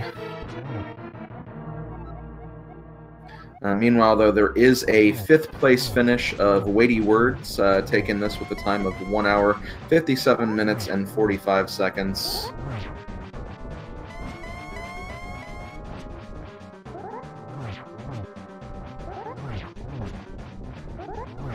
Looks like he gets the good phase 2 again, though, getting a lot of double hit spins in here.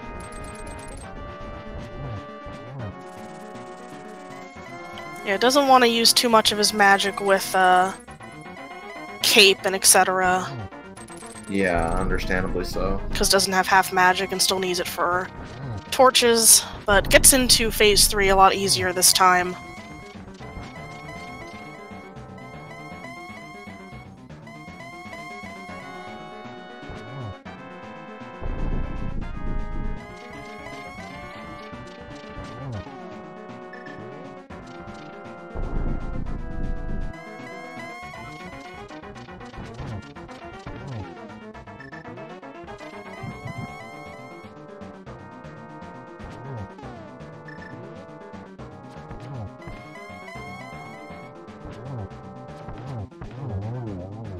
A nice double to finish it off. Yeah, looks like he'll be finishing this just short of the 2-hour mark, so very well done to him.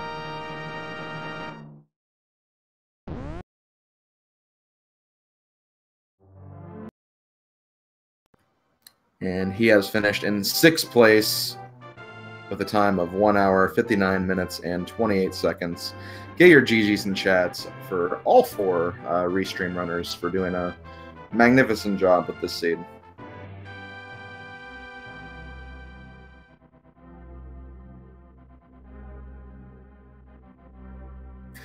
And at this point, we officially know that Jim will not be coming in for an interview, but that is fine. You do not have to do that.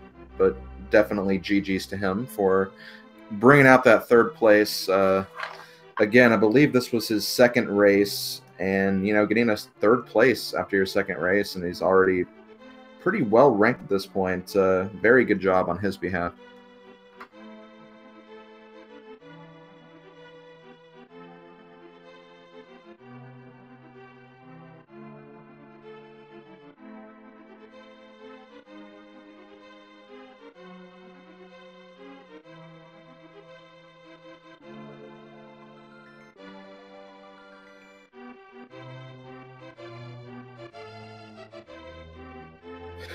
But yeah, just a small refresher for those coming in wondering exactly what these qualifiers mean. Basically, for this month of August, there's going to be a number of qualifiers. There's going to be usually 1 every day and then 2 on the weekends for the next couple of weeks. Every runner needs to do at least 4 races for this qualifier, and at the very end of the qualifier period, you get a score based on your placements, who you're racing against, how many people you're racing against, and the top 8 scores will be put into a bracket, and that is basically how you make it through the qualifiers. So at this point, Zelda Disam, our 3rd place of the Restream runners, has done his 4th race, so he has met his required 4. I believe this was Pika's 1st race, this was Gus' 3rd race, and this was Jem's 2nd race. So That's basically the stats of all the runners, and we'll find out how they perform in the future races.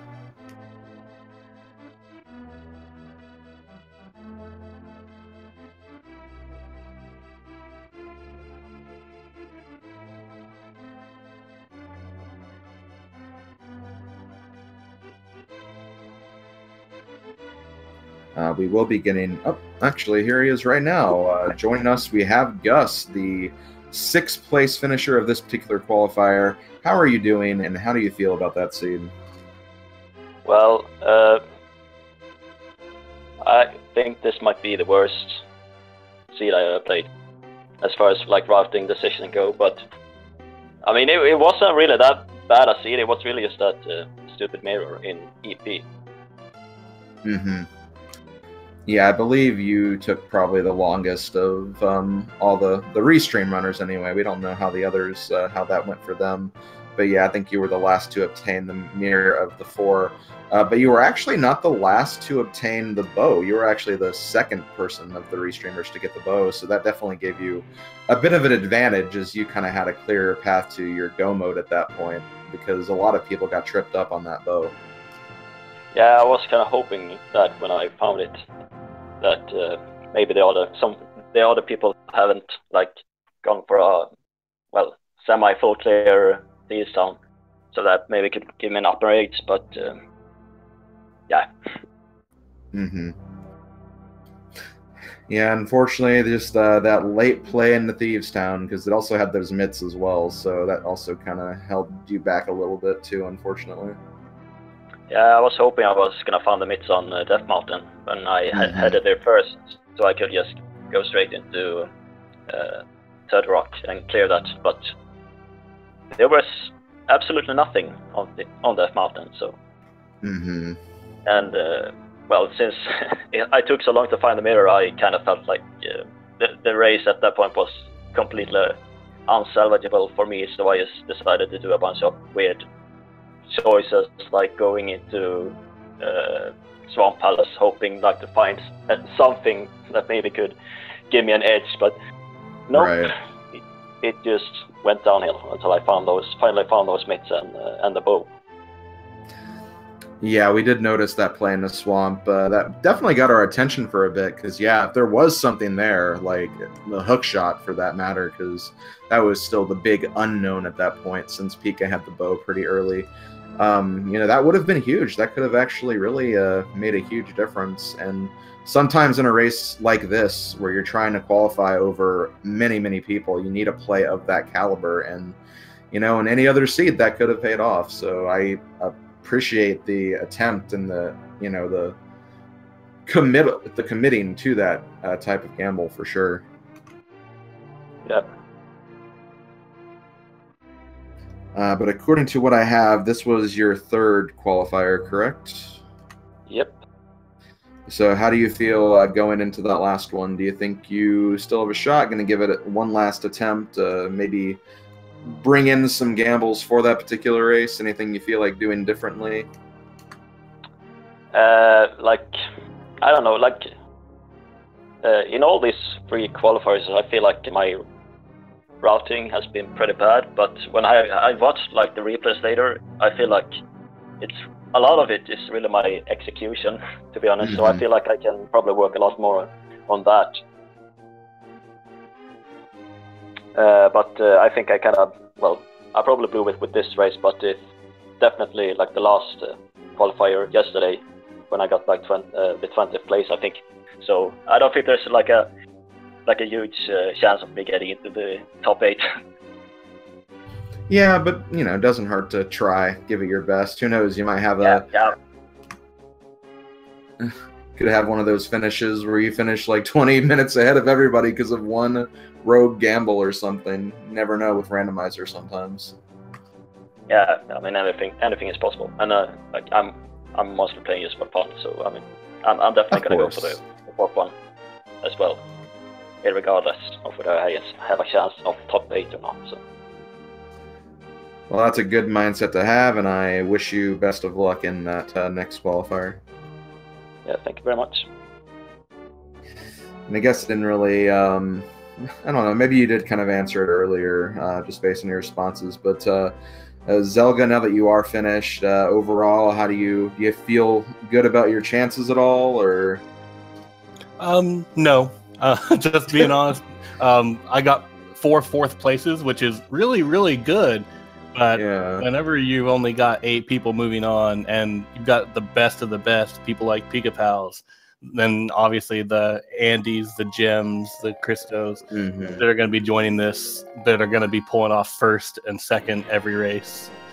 I'm really happy with my consistency, getting 4 fourth places, but I mean, in fairness, I don't expect that to be enough to qualify. That's a fair and honest answer. I do applaud the consistency, though. 4th place in every single race is pretty incredible. Yeah, thanks. Actually, as soon as I saw where I wasn't going to win this, I was like, man, I really hope I get 4th. Love that attitude. Love that attitude.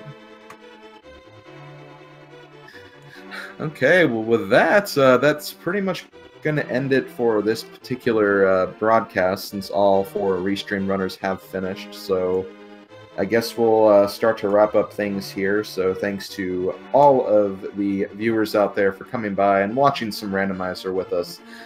Definitely a big thank you to our 4 restream runners, Zelda Disan, Gem, Pika Pals, and Gus, for putting on an amazing show for everyone. Definitely a major thank you to both of our trackers for this particular race. We have Iceman F1 along with Michael K. Thank you for keeping those buttons pressed at all times to make sure that we always knew what was going on with the runners in question. And, of course, last but not least, thank you, Karaoke, for commentating this with me. This was a lot of fun, and I enjoyed working with you. And thank you, Slim Kirby, for rambling about gambles with me. Oh, for sure, always. I'm always happy to ramble about gambles. And don't forget, all you viewers, tonight there is another qualifier race. Going to be starting around 9:15. Going to be on the same Speed Gaming 2 channel. And it looks like our commentators for that race are going to be Epibliticus and Ninban, so definitely a hype team there. And I'm sure we'll have some more hype runners for you guys as well, so definitely come by if you want to watch more. And like we said before, there's going to be probably one qualifier every day. Plus, there are a bunch of other fun tournaments on all of the Speed Gaming channels. So give them all a look-see, see if you're anything interested in there. Definitely. So with that, this is Slim Kirby signing out. I will talk to you guys later, and have a good day, and keep on playing Randomizer. Have fun!